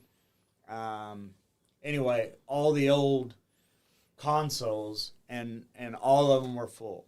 Yeah, that's right. I work at a bar with an arcade. Oh, okay. And we got the old arcades from the 1980s, and college kids are in there every day. Yeah. And recently, I was playing backyard wrestling, trying to my best get to you again. Yeah. But you always get stopped on the second fucking match because there's always that heat-seeking bullshit. Man, you walk into video game arcades now. It's Dance Dance Revolution and I never understood that game. Games supposed claw to be machines. I was there at the beginning of Dance Dance Revolution in Japan. I'm talking about even before it got to America. Okay, wow. And there'd be a line for this game, and I would sit there and watch these. Yeah. I mean, they knew everything, and I was like, and then when it came to America, I was like, they ain't gonna be able to do it like them guys, and pretty soon, even America was doing them like that. Yeah. But, they had one. It was called Typing of the Dead, and you can look it up. It's just like you're killing zombies, but you got to type a sentence to kill I swear to God. You can look it up on the internet. I think I have seen this before. Typing of the Dead. That's the dumbest shit I ever seen. Yeah, because you're having to type the sentence out to kill the zombies. Yeah. And you got to think on your feet while you're doing it. Right. Otherwise, you're going to have to start over. That's it. That's how the old games used to be, especially all the games that I played back then. You could play Mario, you die, back to the beginning of the level. Die, you're still going to be playing from the very beginning of the game. You're never going to be able to save. That's how it's set. And your character being the main boss of the game, that made it memorable. That meant that Man Pondo was the guy that you had to overcome. And at that time, that's what I thought. All right, nobody's going to forget me now. But how did you get involved in those games? So Kevin Gill came to, I can't remember which gathering it was, but it was on the inside. Yeah. Might have been Novi. No, I can't remember. It was one of the inside gatherings. Okay. And I had an Asian fiance over here. She became my wife later. Yeah. Big mistake. Tell you about it later. So she drank alcohol. I didn't. Yeah. Kevin Gill saw that I was walking through and said, "Hey, let me buy you some drinks." Well, instead of me buying her drinks, Kevin Gill would buy me one, and I would just nurse it for hours. And he was buying her drinks. Right? Yeah. I didn't know who Kevin Gill was. I just knew that he was buying drinks for people. Yeah. So after a while, he was like, "Hey, I just want you to know I'm here to put you guys in a video game. And I'm going to talk to ICP about it. We want ICP.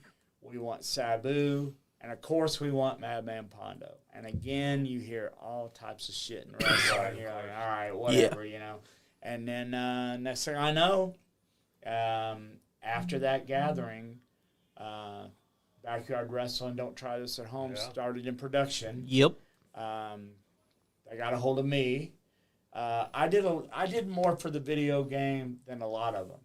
I promoted it in England, and I wrestled a guy named Iceman. Nice. I promoted it in Japan. I took M-Dog, Supreme, who's also in the game. Yep. And then we dressed Nate Webb up as El Drunko. Oh, nice. I went to, they rented a mansion, but didn't tell the owner that we'd be breaking light tube glass in his front yard, so he flipped out. As one would. I went to the release party where I put my voice in it. I mean, a lot of things good happened out of that video game. Plus, you got paid all this money to be on the video game. So everything was gravy, and you think, oh, yeah, this is it. This is what we're going to do to be remembered. But then not even eBay has the video game. Oh, anymore. man. You realize, okay, all right, it's not what it's going to be. Which sucks because all those games are pretty damn good. Well, people do remember me for the game because the biggest line I get is, man, I used to whip your ass all the time. So my answer already is like, talking about the video game, right? Yeah. And they all think they're clever. They all think I've never heard it before, but I have. I always call them out there. Man, I used to whip your ass all the time. I remember every ass whooping I took, and it wasn't from you, pal. That's right. And you know, this Saturday, you and Draven Lee are going to lock horns. Yeah. First time in 20 years. Is it really 20 years? Yeah. Oh, shit, man. And Draven Lee is excited. Like, you're one of his biggest inspirations. And yeah, I heard his promo that he cut. Yep. And he's been wanting this match with you for a while now. He said on our podcast that he'd like to wrestle Pondo. Here it is. We've wrestled each other before. That's right. Yeah, we wrestled each other for Freddie Cornell in West Virginia. Yeah. And now he gets his chance to have a one-on-one rematch with you. Cool deal. And that's badass because March 7th, XCF at the arena. People need to be there because they're going to see you and Draven Lee tear it up along with so many other names in this tournament. Jen, Shane Mercer, help me out. Charles Copeland, Zodiac, that's right. Omega's even going to be there. Omega. Nice. So many great names going to be taking each other on inside this tournament. You're all going for one thing, one simple objective. Satu Jin has it win this race.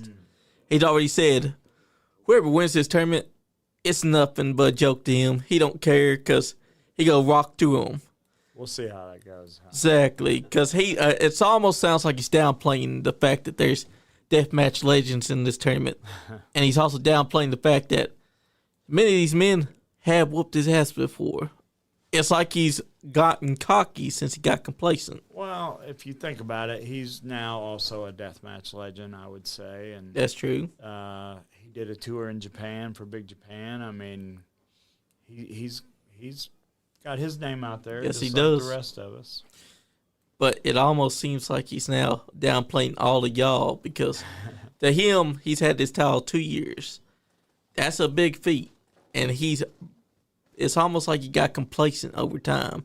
Like he's not sweating y'all. He don't care who's winning this tournament. I like the guys who underestimate me because that makes my job easier by the end. And like I've been saying, any one of y'all could win this tournament and go on to face Satu Jin. That's it. And you have one of the most chances to come after that title. You got to think, Satu Jin versus Man Pondo, I think that's money. Yeah, we've done that a few times. Yes, y'all have. And I think that... I'm about that. Sorry, I don't mean to reference. It's all right. But I can't remember how much I weighed there, but I think I weigh less now. I think you Exactly. weigh a lot less now. Congratulations. Oh, thank you, man. Congratulations on your weight loss I journey. was 332 pounds, Wow. sleep apnea, about to die every time my eyes shut. Couldn't walk around Disney or Universal without having to sit down or getting blisters on my feet. Now I'm in extra large T-shirts. This is a large. Oh, no. Yep. The shirt that I wore in was large, and I'm 196 pounds. I can't remember the last time I was under 200 pounds in my life. Here's the problem with that.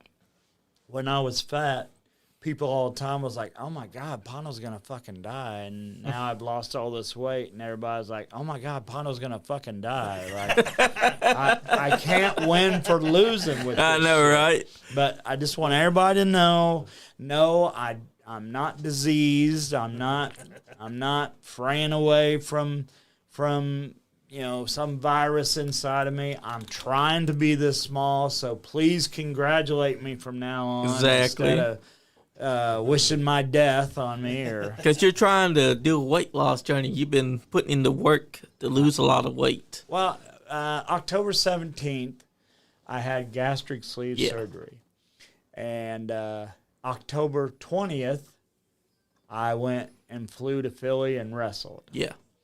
Oh, wow. Flew home, got in a car with the Bruisers, went to West Virginia, and wrestled on the 21st.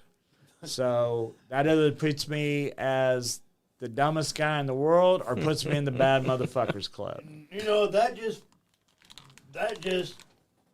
solidifies your catchphrase. Yes, it does. Can't stop Pondo. That's right. That's right.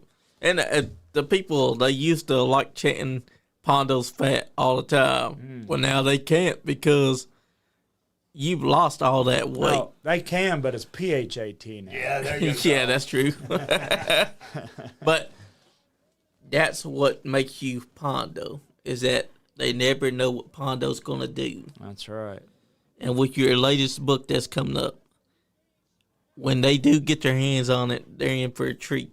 It's way different than the first one, though. I hope people get into it. So, here's the thing. If they get into the horror icons, Yeah. I've met so many. I met the Warriors. Yeah. I've met Lee Majors, who's Yeah. a $6 million man. I met. You know, you might have to come to the Scarefest.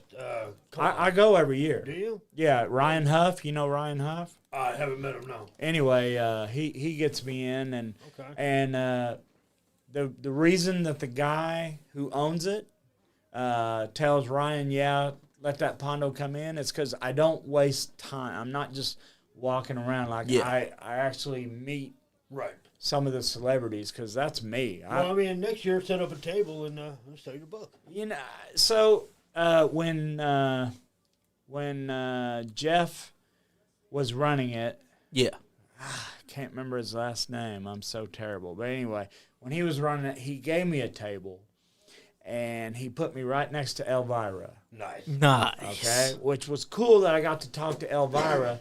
Like everybody's saying, it was a big story not too long ago. Elvira came out. Elvira came out to me a long time ago and saying, "Hey, this is my life partner." So she must have liked me to tell me that. Yep. And every time she wasn't busy, which wasn't much, because she always had a line, she would talk to me, and which was just outrageous to me. But nobody gave a shit that I was there, because Elvira's line was wrapped around my table. Therefore, people walking through, they wouldn't even see that I was over there. And even if they did, I don't think they would really give a shit. But then they gave me a room to do a question and answering. But they also gave, I think it was the Children of the Corn guys, another room Yeah. the same time as mine. Courtney Gaines and whatever the little creepy dude. Yeah. So I think more people was, because it's a horror convention. Yeah. More people was interested in going there than there was mine. Yeah. So not that I am not Jeff Waldridge. Yeah. Waldridge. That's Not a good that- guy. We've actually had him in here. Yeah. Not that I am not appreciative of Jeff Waldridge. Oh, Hardway, yeah, Hardway. Yep. I'm in that. But maybe now, if I was to have a table, maybe more people would be into it. Yep. But back then, because now conventions also bring in a lot of wrestlers. They do. They wasn't bringing in a lot of wrestlers back then. Right. And me not having any TV notoriety, I mean, I had 2001 Maniacs, but nobody really knew, that I had anything to do with that. But I think if I had a table now, I want to do a thing, and I think Herb Simmons in St. Louis is going to let me do this for his Fan Fest. Nice. I have so many stories about so many people. I want to write them out on a dry erase board and then have people pick a number. That way I don't have to choose a story. Whoever picks a number will be able to say, hey, I want this story, because, shit, I got stories for days, guys. So. And that's a good thing to do. Yeah, it gives the people, it involves them more. Because they picked the story. That's I didn't right. pick the story, so hopefully that. And that shows your smarts as well, because you're already thinking ahead on what you want to do. Because you don't have to pick the story, because now you got the fans getting involved and telling you what story they want to hear. I'm the smartest dumbass you'll ever meet. That's a good way of describing it. But these people need to be ready for this, because when this book does release, they're going to want to read this. Hopefully. And they can still read the first book, because it's on Amazon, and it's personally with John Cosper. Visit deadpark.com. That's right. Who is also part of Grindhouse Pro Wrestling. He just wrote a book called We Are Grindhouse. That's right now circulating. Go out there and get you a copy. Get yourself a Madman Pondo copy. And then when that book finally drops that Pondo is releasing, go get that second copy, because you're going to want to see into Pondo's mind. It's filled with so many pictures of me, and I just went to Evansville's HorrorCon, and I met Devin Sawa. Yeah, I just saw that. Yeah, which is Final Destination for people out there who don't know. He was also in Casper. And Idle Hands. Yep. And a very underrated movie called SLC Punk. Yep. Me too, man. A lot of people don't even know what that is. I know. Yeah, that's confusing. I think that's one of those underrated ones. Matthew Lillard did such a good job in that. And if you think about the complicated things that Matthew Lillard was talking about, but he talks, he points and says them. So when Scream came out, I'm the one going, oh shit, it's the guy from SLC Yeah, Punk, right. Yep. No, who's that guy? It's like, oh, you don't know Matthew Lillard? Yeah. And he also had the best line in Scream, "You hit me with the phone, dick." Yes, he did. That's great. That's fucking great. If only I knew that wasn't written in a script, that Matthew Lillard came up with that. What a fucking genius that was. Yes, it was. I met Nancy Loomis, who played Annie in the first Halloween. I met Samantha, her last name, Vicky from Terrifier. Yeah, I'm trying to remember what her last name was. SC some shit.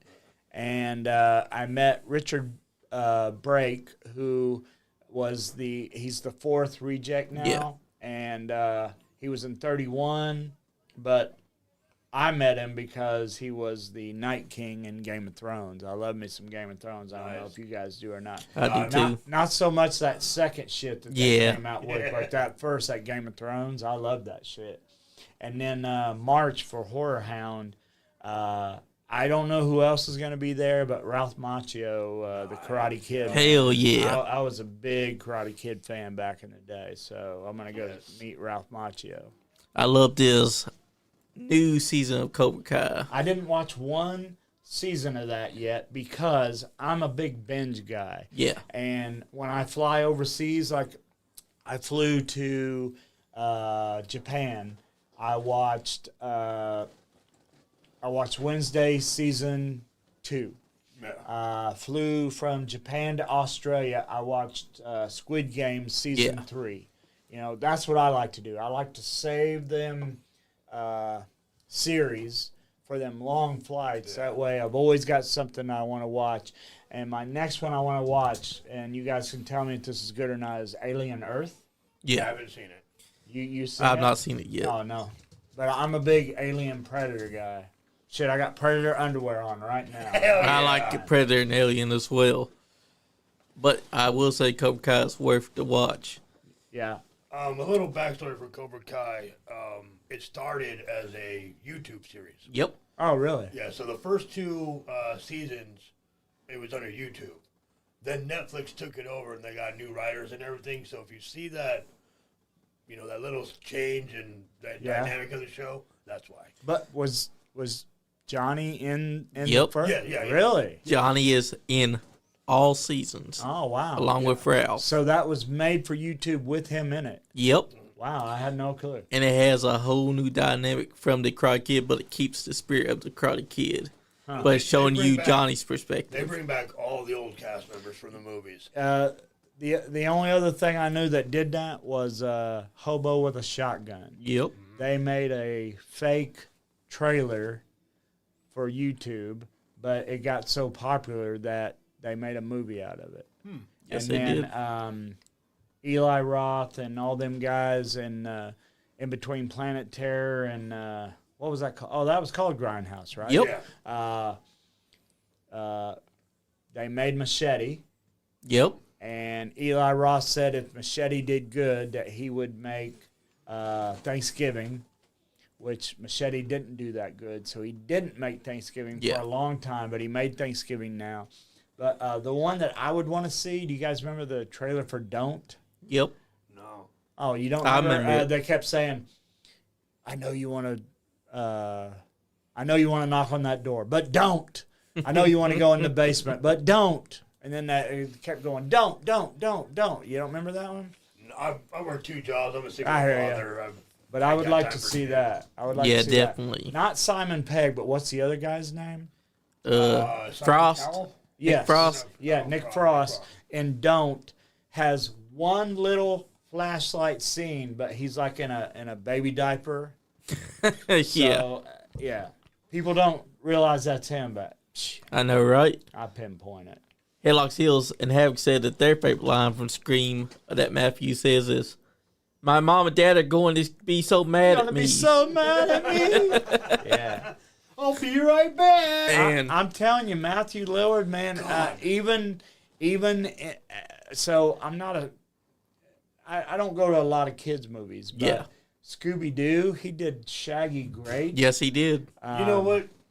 I'm not a fan of the Scooby-Doo movies, but goddamn if he wasn't spot on. It's spot on. He was spot on. The only one I know who did a kid movie and was spot on was Jim Carrey as the Grinch. Yes. Yep. Oh my God, he did such a good job. That was at an amazing movie. He did such a good job at that the guys who imitate the Grinch at Universal now imitate Jim Carrey's Yes. Grinch. Hell yeah, they do. That's what I like. And that was the thing about lyrics that Quentin Tarantino got so mad that he's like, he can't act. But here's the thing.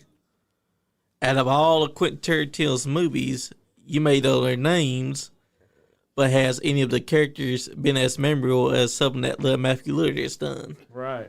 Because you can remember anything Matthew Lillard has said or 13 done. Ghosts. He was so good in 13. Yes, he Actors? was. Yeah. SLC Punk. Oh, to me, SLC Punk was one of those movies that was before its time. Yep. Yeah. And if you watch SLC Punk today, it is a movie that you can relate to today.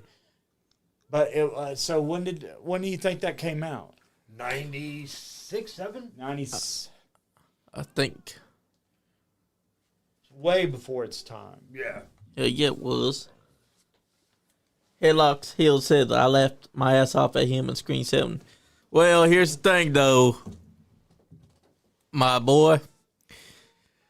I wish that it was him. They brought him back just being AI. SLC Punk release date. I think that it came out, around... 1999. 99, Yep. okay. That was a little bit after Scream then. But that just shows how good he was because... No, that was before Scream, right? No, Scream came out in 1996. Oh, really? Yeah. That was as far back as genre-defining No, it did not. series. No, Scream did not come out in 96. I saw Scream in theaters as a freshman. That was 99, 2000. Oh, it came out Scream released 96. No way. Yeah. 96. There's no what? Yeah. You're wrong, Big Beard. It was 96. I'm wrong too. Can I remember? See? Yeah. All right, see, I'm not from I this was there, timeline, brother. So I'm not from this timeline, so in my timeline, it didn't come out till 99. I hear you. Which is weird because if it came out in 99, Wes Craven had been sitting on the gym for so long that he waited and waited. And movies were just copying his stuff before he even got to make it. Because if you think about when Scream came out, a lot of movies tried to copy that whole meta commentary that he was trying to do. Because Scream was all about making fun of the tropes of the horror genre. And that was his way of saying, relax, guys, it's not that serious. And it was funny, but also at the same time, such a great storyline because you got Billy Loomis, who's so great at his job, and then you got Stu. Stu is almost like the guy that's easy to manipulate, the guy that will be like, my mom and dad's going to be mad at me, Right. but he's going along with what he's doing. But you also know that Stu is willing to kill his ex. But you got Jamie Kennedy explaining what to do and what That's not right. to do in horror movies. And I thought that was great because in the second movie, they had to kill him because he was the guy that was so smart that he'd be explaining things. So they had to take him out and it catches you off guard because you didn't think that would happen. That was such a fucking fantastic movie as well. Like, I think people need to watch Scream 1 and 2 because watching that back, it holds up to this day. That's just how good it is. So, since I got you guys here, I get this argument a lot Yeah. because I'm like a horror movie fucking guru. Yeah. So, you guys would agree that the top 4 icons is Freddy, Jason, Leatherface, and Michael Myers, correct? Yep. Yes. So, people, I've gotten Scream, Ghostface as number 5.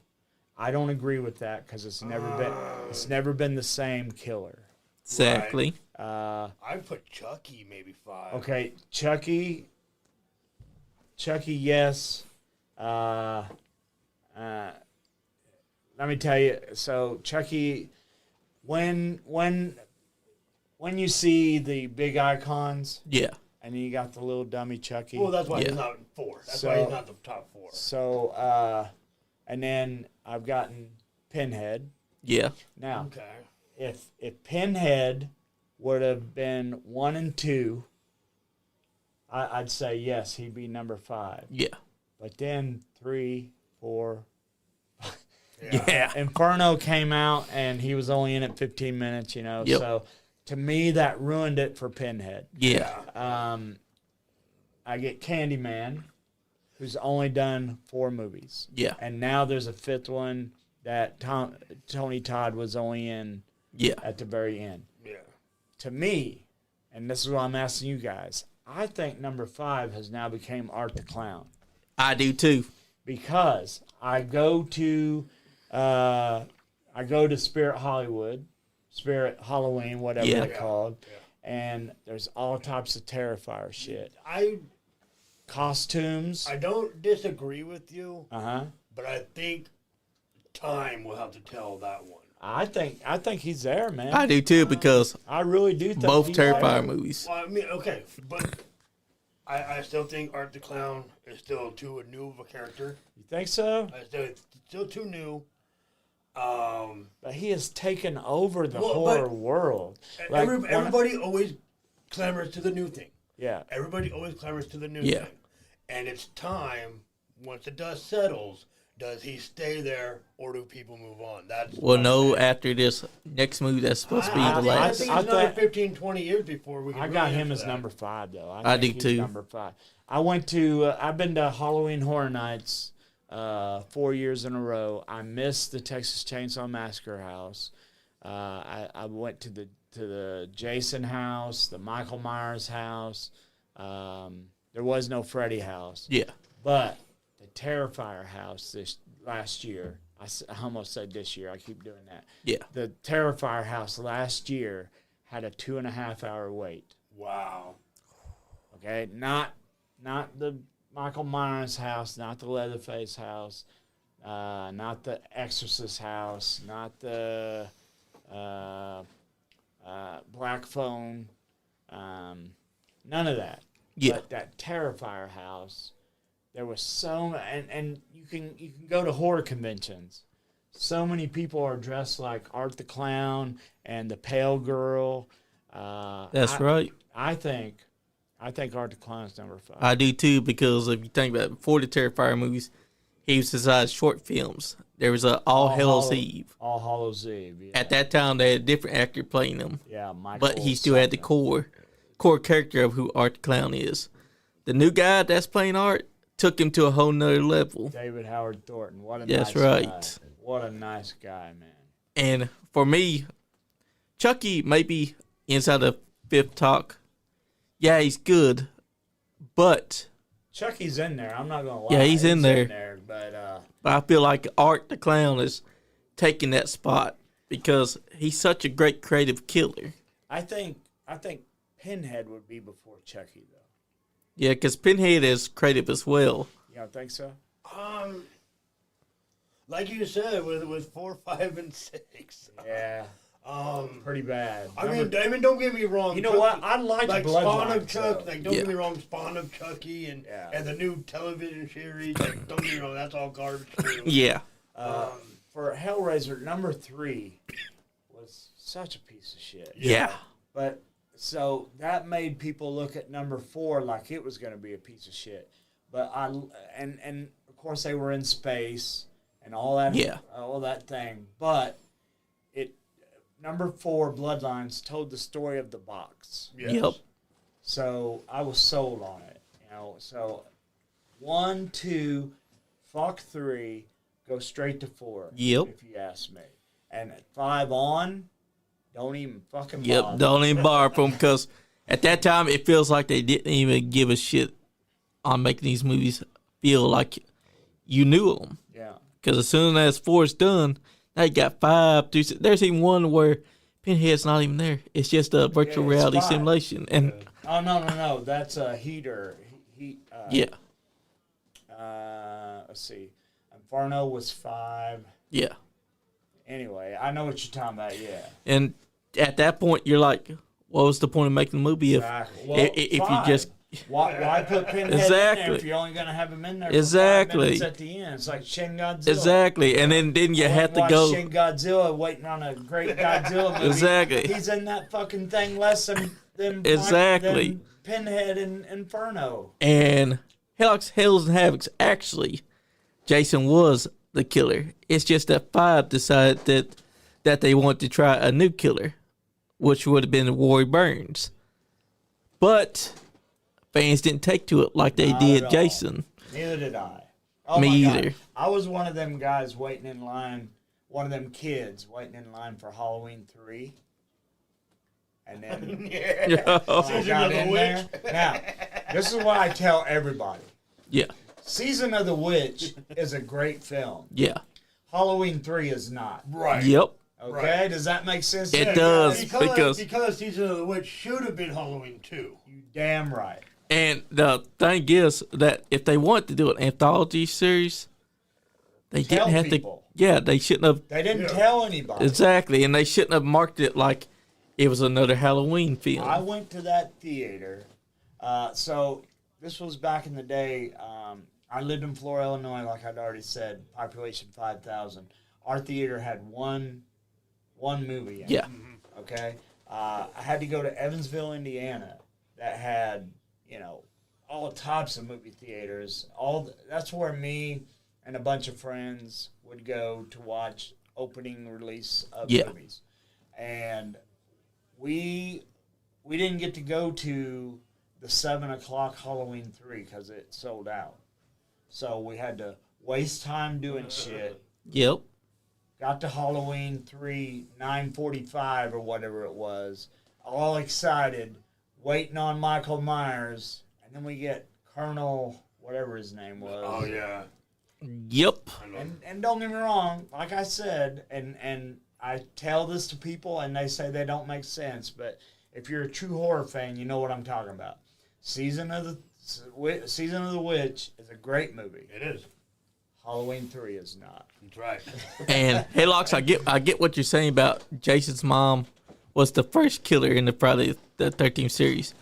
However, she was only the beginning of Jason's legacy. That's right. Because then part 2 is where he really took off.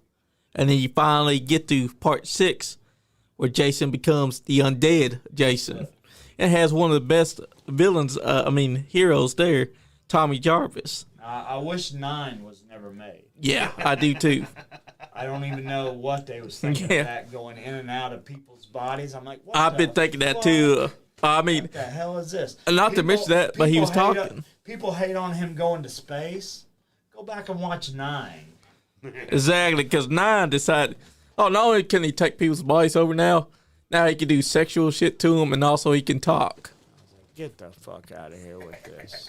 That's why, to me, I feel like part 1 through 8, and then 10, and then Freddy vs. Jason, that's the movies that you should be watching. Because 9 is not a Friday the 13th film.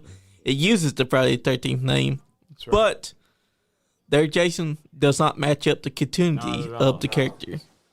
And it's just not worth watching either. Guys, it's been a fun show. Can you believe we've come up to the 2-hour mark? I ain't got shit to do if you guys ain't got shit to do. That's right. No more questions? We got... Heck, yo. Haylock said, did you know that Season of the Witch is actually a prequel? It was explained. A prequel to what? Ask them to Well, what? To what? okay, so Hey, my Locks. understanding was the original idea for the Halloween movies was just fucked up shit that happened on Halloween. Anthropology. Yeah. Yeah. So, and then they make the first one. It's got Michael Myers, this kid who's pure evil, whatever. Yep. Michael Myers became such an icon. Yeah. And they're like, okay, we gotta just keep on going with this. Yeah. And then someone said, hey, remember this original idea we had? we still gotta do that, right? Meanwhile, So. the people that were expecting the film to continue after Halloween 2, they were in for a big surprise because of tonal I'm shift. one of them guys. I'm one of them kids. I was too, because to go from Halloween 1 and 2, where you got Michael Myers, and now you got this whole different thematicness, because no longer does it feel like a Halloween. It feels like it's shifted to a witchery Yeah. instead of the actual movie itself. You're thinking to yourself, well, what kind of movie is this?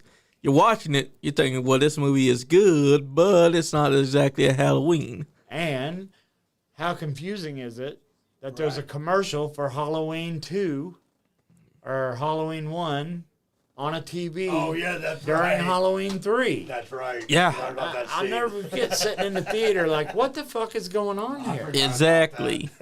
And you it's just like how Friday 13th Part 5 was when it introduced Roy Burns. You thought that you were seeing all. You thought that sequel was happening. You got Tommy Jarvis out of hospital bed. He's having nightmares about Jason coming to get him. And then they spend the whole movie trying to make you think that Jason's around. But, as soon as you see the blue triangles on the mask, that it's not Jason.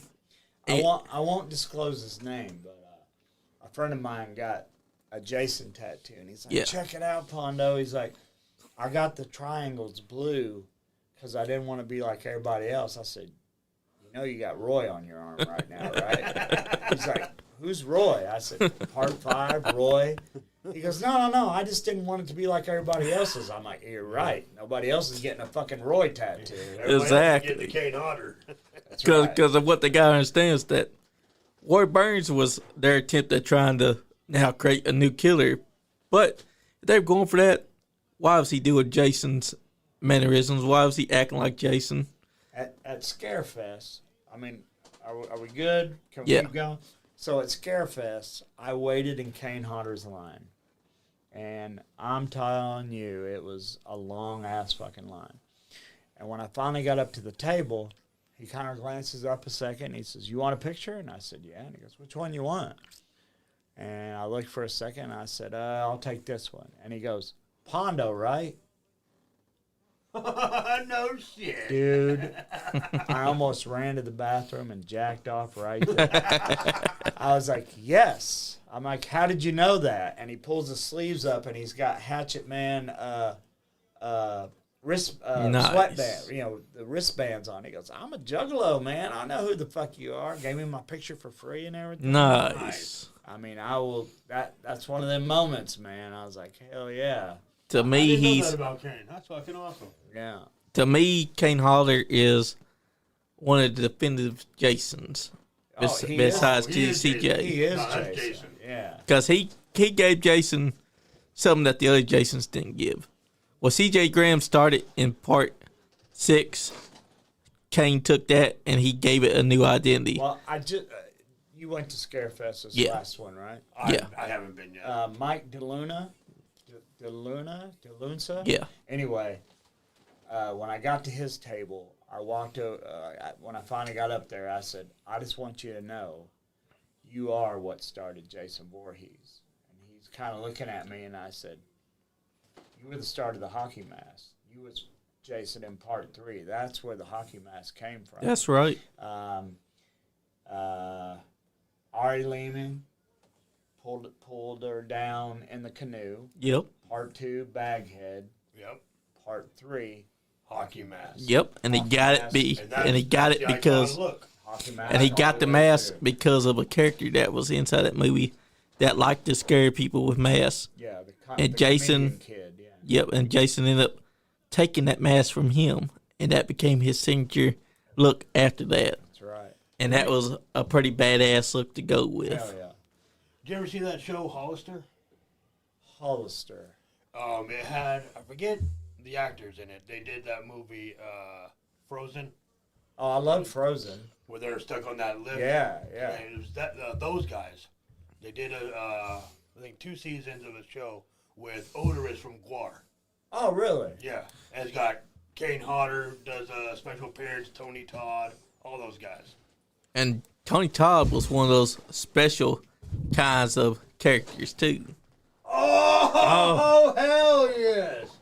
Dave Brocky took the tattoo gun and put his name in my leg. And then I got this tattoo done later, but he put his name in my leg. Now, can you see the O? Yeah. That is Dave Brocky's very first tattoo that he ever gave. He got Holy ready. He shit. got ready to fix the O, and I said, "No, that's your first tattoo. Leave it just like that." That's fucking crazy. That's right. So that is Odorous Urungus's His first autograph. R.I.P. to him. And then I also have. I'm trying to show your. I got the Tall Man Oh, nice. with Angus Scrim signed my leg. Wow. But yeah, that That's Odorous, badass. that Odorous tattoo. That was his only tattoo he ever gave. R.I.P. to him. And what a humble guy he was. Yes, he Did you ever was. meet him? No, never. Not yet. Man. He I wish I he had. was so down to earth. So they did a tour in Japan, and he knew that I'd been over there wrestling a Yeah. lot. And I get a text from him. He said, "Pondo, we're killing it over here." And I'm like, "That's great." And he writes me back, and he goes, "You'd be so proud of us." And I'm like, "Dave, you're Guar. I'm already fucking proud of you." But, you know, that's the way he thought. He was so down to earth and so cool. I want Pondo to be proud of me in Japan. I'm already fucking proud of you. That's fucking awesome. Yeah, he was such a That's good what I'm dude. talking about. Well, Haylox wanted to say this to you. He said, yes, it was originally an anthology. Season of which came out, it bombed so bad that they wanted to erase it from the timeline. remember But instead that. of erasing it, it would explain that it's actually a prequel because the witchcraft that they were using in the chips is what actually caused Michael Myers to go crazy. He had the original pumpkin mask from Silver Shamrock. When he got it, it was a test chip that only drove him crazy and gave him supernatural powers. It didn't turn his head to snakes and crap. That was the explanation I read from, I think it was John Carter's wife. But here's the thing. Halloween 4 and 5. Yes. They gave a different explanation. The Curse of Thorns is on his arm. This is what was causing him to go mad like he did, and why Loomis was saying that he was a child devoid of emotion and everything. Yeah. That was the explanation that 4 through 6 was given. And like you said, they show a clip from 1. Yes. So if 3 is a prequel to 1, how can 1 exist? Exactly. And I don't know if you guys saw the extra footage of Halloween 6. No. Thank God they didn't go with this, but there was some certain stones that Michael Myers could not. You can look it up on YouTube. Halloween 6 deleted scene. Yeah. There was some like stones that Michael Myers couldn't pass by. It was going to be the dumbest shit ever. Thank God that they. I'm glad they scrapped that. Yeah. Just a magical barrier. Yeah, some because of the thing on his arm, and they was putting these stones out. It was dumb as shit. But that was the first time I think I ever saw Paul Rudd. Yeah. That was the very first movie that actually featured Paul Rudd. Really? Is that it? Yep. That was his big debut, Halloween 6. That's where they start getting really into the Curse of Thorns deal and giving an explanation for why Michael was like he was. And then they decided H2O to just ignore the Curse of Thorns thing. But they still had Jamie as the sister. Yeah.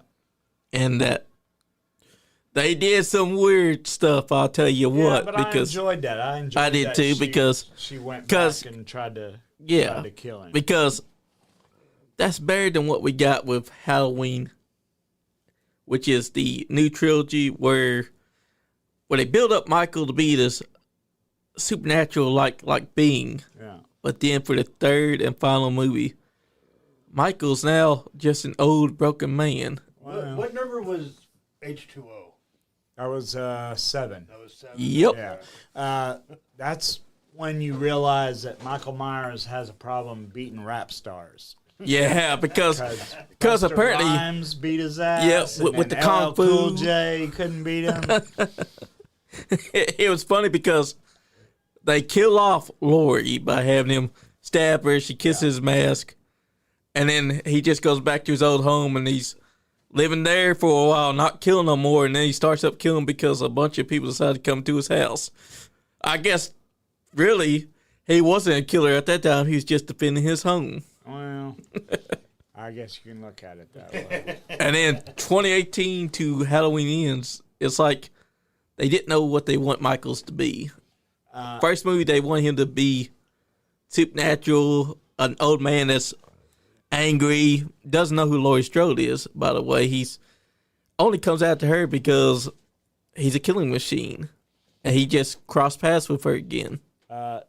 Daniel Harris was just on Facebook not too long ago talking about getting with Mohammed, whatever his name is, son. Yeah. Mohammed is now dead, and now his son owns the rights to some kind of Halloween something. And she was saying, and she's right, I think she's right, if they made a new movie of, what was Daniel Harris's name? It was Jamie instead. Jamie Strode, right? Yep. Yeah. If you put Jamie Strode versus Michael Myers, I think people would go see that.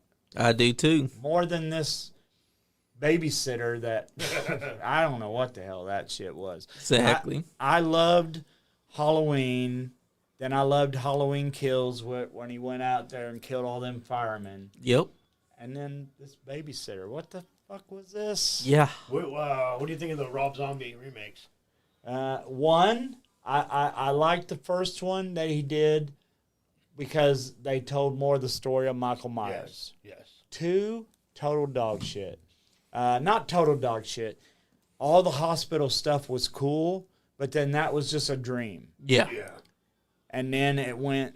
And here's the thing. And 2 had him eating dogs and If- walking around unmasked the whole time. If I had a wife, I would want to keep her happy. I say that, but I've been divorced 3 times, so I'm lying. But Rob Zombie believes in happy wife, happy life. Yeah. Yeah. And that's why his wife is in every fucking thing he does. But Halloween 2 did not need a spirit mom. You're right. Yes. Yes. Give her any other. I mean, talk about her dying before she died in the first Rob Zombie movie, and give her that part. Don't make her a major player in being. I'll tell you, House of the Thousand Corpse, Yeah. and Devil's Rejects, and even 3 from Hell. Sherry Moon Zombie does a great baby. Yep.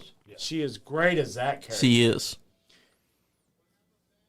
Putting her versus in 31, she's going after all these killers, or oh my God, Lords of Salem was such a Man, piece of shit. It was. It had promise to begin with, and then you got all these preachers jacking off dildos. Yeah. With some ugly midget running around. What the fuck was that? Yeah. He loves his wife. She's beautiful. Yep. Shows her ass in every. She does. Thank you, Sherry. Not hers. And she did It's show not her. hers. It's not really her ass. It's not her ass. Oh. Even in Super Beasto, Hey, we she's at a least got to have character. cartoon newsy. Yeah, right. She's a character in that. Yep. She was a terrible Lily Munster, She Yes, was. Yes. but the other guy had Herman's laugh down. Yes, he Fucking- did. I mean, great. The other guy who played Grandpa, I think they could have got somebody better. Yeah, they could have. But Rob Zombie has his core actors that he likes to use. Yeah. So that's who he uses. Yeah. But I would like to see Danny DeVito as Grandpa. you think so? Maybe, Danny DeVito? Maybe. I really don't know who I would have cast Yeah. as Grandpa, but 100 other motherfuckers could have been Herman. Yeah, they could have. Yeah. To me. Yeah. To me. I didn't like the script of that. Me neither. I didn't either. There's a new He-Man movie coming out. I Yep. saw a trailer. I'm kind of excited for Really? it. I'm kinda- I just wanted a He-Man episode. Yeah. I wanted He-Man versus Skeletor, not a college kid who has to go find a sword and then get thrown back into, I'm so tired of this multiverse yes. bullshit. I am Even tired of Terrifier 3 has a multiverse some shit Yep. in the end of it. I mean, No, I'm with stop you with on the that. multiverse. And apparently, you on we're going that. to get some backstory on who Art Clown is. That's what his director has I'm said. gonna go. I know I'm gonna go. I but will too. At the end of part 3, I was like, "What the fuck?" Yeah, You know? because now we're going to hell. yeah, Because at the end of Terrifier 3, now the girl's been taken to hell with Art the Clown. And apparently, we're going to be going there now. I ain't gonna lie. I liked Hellraiser 2 better than I did the original Hellraiser I did too. Yes. because they went to hell and the doctor. And we got to all see this the shit. engineer itself, Exactly. which But- is someone that's big inside the books. But can Art the Clown pull that off, going to hell, and we're following him around hell? I don't know. I don't It know. all depends on how they can pull it off. Exactly. If it's new and exciting, or is it just rehashed? I don't know. Exactly. And then, I'm gonna go. I know I'm gonna yeah. go, but I mean, yep. Yeah, just see how they tell the story of who Art the Clown is, the whole ideal. exactly. The worst thing is that it could end up being shit, and you're gonna hate it, or it ends up making so much sense that you're like, okay, I can fuck with this. I'll watch Suanna do anything. That's right. I think she is one of the hottest actresses out there right Yes, she is. I've been thinking that. I liked her in the warrior outfit Yep. better than I did in part 3 though. I mean, That's I right, thought 'cause- she looked hot as fuck. in that Exactly. warrior You can't go wrong with that warrior outfit. Right. When watching Terrifier 2 and seeing her dressed like that, Yeah. the final act is her dressed in that whole costume. They built up the whole costume. Right. That when you see it finally in live, you're like, oh fuck this. She's fucking hot as hell. It was so great. And then in the third movie, it's all right. It's not bad. She's just in plain clothes. Yep, just stays inside plain clothes. Doesn't actually fight Art the Clown like the badass that she was in the second film. And also, except the other girl getting taken to hell, and now she's got to go after him. Yeah. It's just that one thing. And but part 3, I always wondered what happened to the pale girl. That's what I was thinking too. You know, because the whole thing. I kind of like that. Because if you think about it, the pale girl is Art's friend, but they replaced her with that Vicky girl whose face is all torn up and mangled. Because Vicky even had her dress on there yep. for a minute. So they basically replaced her. I think what they should have done was keep the original pale girl. And if they want to incorporate the whole Vicky thing, just have that be a shape-shifted moment. Right. And then just keep with the pale girl because she was at least a whole lot more bare when she was silent. But they had Vicky, the new pale girl, talking all the time. Yeah. It just didn't work. You guys know there's a video game now. Yep. Artcade. It's a fucking great one. I didn't hear this. It's like Double Dragon, but it's okay. No, it's more like the Simpson game. Yeah. I think. But you can be Art, you can be the pale girl, you can be Vicky, or you can be Chris Jericho. Yeah. I don't know why Chris Jericho. I mean, he got killed. Right? Yes, he did. But I really want to play that. Hey, it's pretty good because they got the blood, they got the weapons.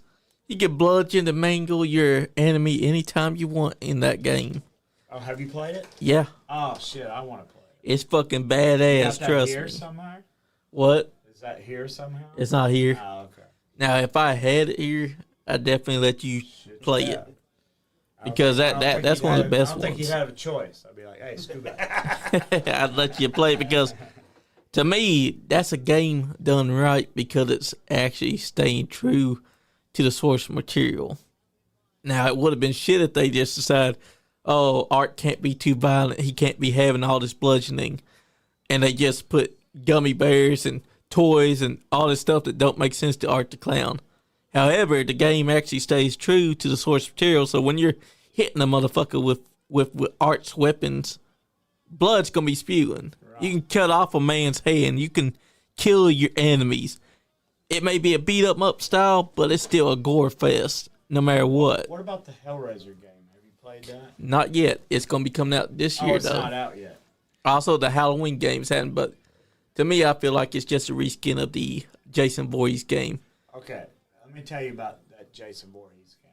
I bought Friday the 13th, the video game. Yeah.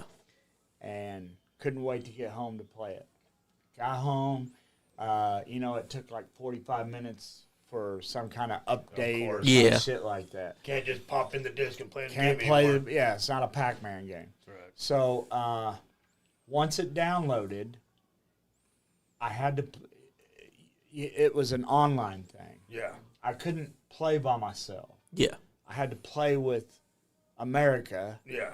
Who was already way better than I was at this game, and I couldn't get shit done. Did you guys run into that? Or Yeah. I don't play online games for that reason. Yeah, it's tough. Exactly. I don't have enough time to be as good as all you guys who just sit down and play all day. Right. I just want to play a game. Right. And exactly. Then, Texas Chainsaw Massacre, same fucking way.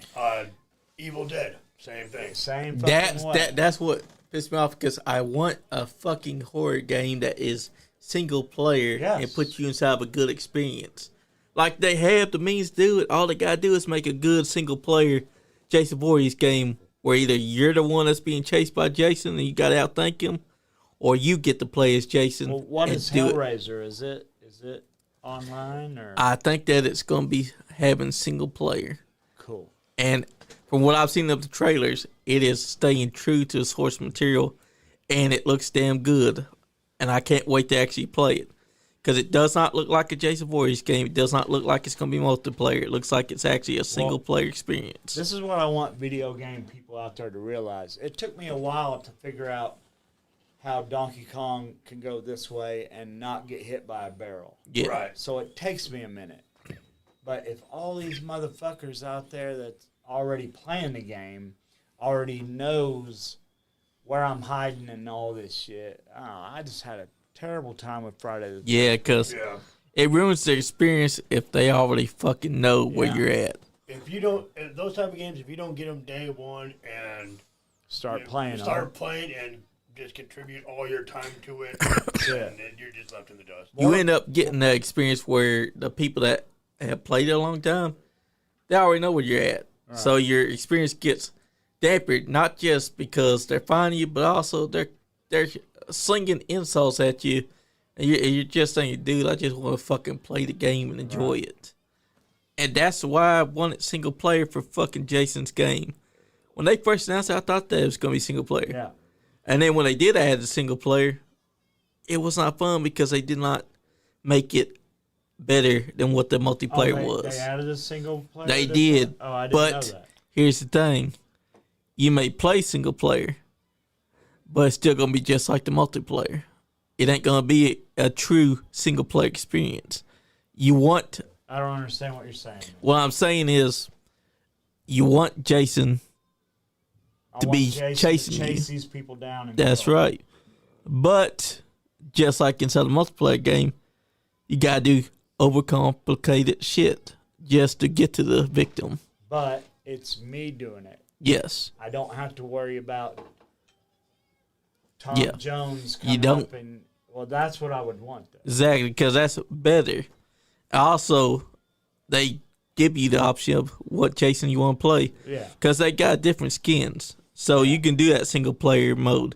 You just got to click that. It's better than the multiplayer that they got. Because you don't got to worry about some bullshit happening. Because you're playing as Jason. Wait a minute. You mean the game that I have now Yeah, has a single player? it does. There's a single player mode that you can now do.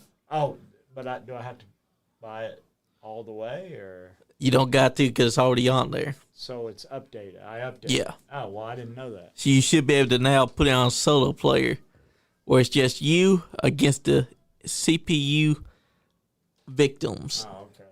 And you can hunt them to your leisure. You don't got to worry about some dickhead ruining your experience. Well, it's better than the old one where you throw rocks. Exactly. No matter what, it's better than that one. And also better than the old NES one. Because back then, Jason looked a little blue and a little light blue on the mask. And if you want to play as that one, you can play on the game as well. Because they decided, you know what? Let's give old school NES Jason some fun. You guys remember Splatterhouse? I do. I love Splatterhouse. God, That's a classic. Yeah. They need to bring those games back. Manhunt. You can find those games. No, I mean remaster. Remaster. They did. Maybe PlayStation 3. Oh, okay. I think so, yeah. Yeah. Okay. I think they did. But the cool thing was once you got so far, they would give you Splatterhouse 1. Oh, really? Yeah. Hell yeah. And there's some games where you can play them and they got their, like the Yakuza games. I play them all the time. They got the Sega catalog hidden throughout those games. So you can go to arcade and play Virtua Fighter however many times you want. You can go to the other games, that sequels, and they got Sega games that you've never played before already on the arcade machines that you can play. It's like a new game in one. Have you guys know who Maxie Impaler is? Yeah. Correct? Yes. I just went and watched Dolly. Have you heard about this? No. It's the first time hearing about it. She's the main killer. Oh wait, I think I saw like a thing, like a advertisement on Facebook for it. The whole time, I thought it was a guy that they dressed up as a girl, and then when the credits hit, it said Maxie Impaler. I was like, holy shit. She did such a good job. So, if you like old... Let me give you the premise. So, two people go to the woods. Dolly's killing people. You know, I mean, it's 80s shit. But Hell yeah. I love 80s shit. Oh, yeah. So do I. So, Dolly, if you get a chance, go see Dolly. It's got Maxie Impaler and it's got Stifler. Okay. It's Sean William Scott. Yeah, and who's the guy from? Oh fuck, he was really Mallrats. He was staring at the painting. He was fat, and now he's all buff. Yes. I know exactly. Anyway, it's Ethan Suplee. Yeah, it's got all three of them: Max, Ethan, and Nice. Stifler in it. I'm going to have to give this a shot and check it out. Yeah, I went to the early release on Tuesday. It doesn't come out. Oh, it came out today, actually. It came out. Yeah, I'm going to have to check this out then. Because that's a fucking great premise there to have the 80s horror aesthetic to it. Well, that's what I look for. So I fell for that, though, because I went and I watched a trailer for Skidamarink. Yeah. And it was retro looking, and I thought, oh, this is going to be awesome. Worst piece of shit I ever saw. And it ended up not having the 80s aesthetic that you thought that was going to have. So, I'm pissed at myself. So, me and my buddy Terry Harper, we went to one theater, and it messed up. So they gave us free tickets to come back. Yeah. So we raced to another theater to watch this piece of shit. Damn. We got time, right? Yeah. What's your 3 worst horror movies? I can give you mine right off the fucking bat. You probably heard all 3 of mine. Yeah. Lords of Salem, number 3. Hereditary, number 2. Skidamarink, number 1.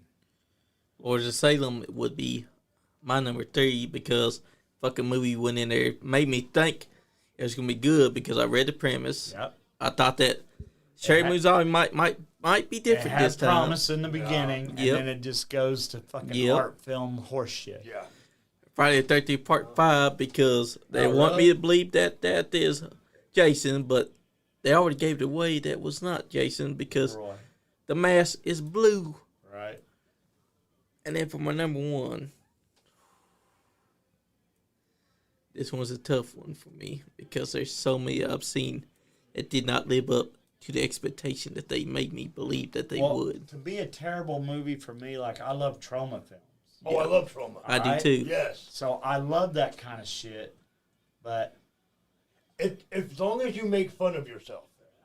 Trauma makes fun of itself, so it's acceptable. So I hated Hereditary a lot, but what I learned about A24 films is they like to put clues during their movie. I didn't know that for Hereditary. People tell me, which I'm not going to do it, they say, watch Hereditary now that you know that and you'll see the clues. Fuck that. I didn't go see Police Academy to see clues of how people were. Yeah. Right. Okay? So. You don't need a film insulting your intelligence. Right. But I was with a girl, and she wanted to go watch Midsummer, which is also A24. Yeah. Florence Pugh, you know what I'm talking about. Yeah. But by then, I knew A24 puts clues in their movies. Yeah. So for Midsummer, okay, all right, I see this clue. Okay. Boom, the finish hits. I didn't mind Midsummer. Yeah. X. I didn't mind X. They put those little things all through there. I didn't like Pearl or Maxine, but I liked X. Art films. I can't stand art films. Yeah.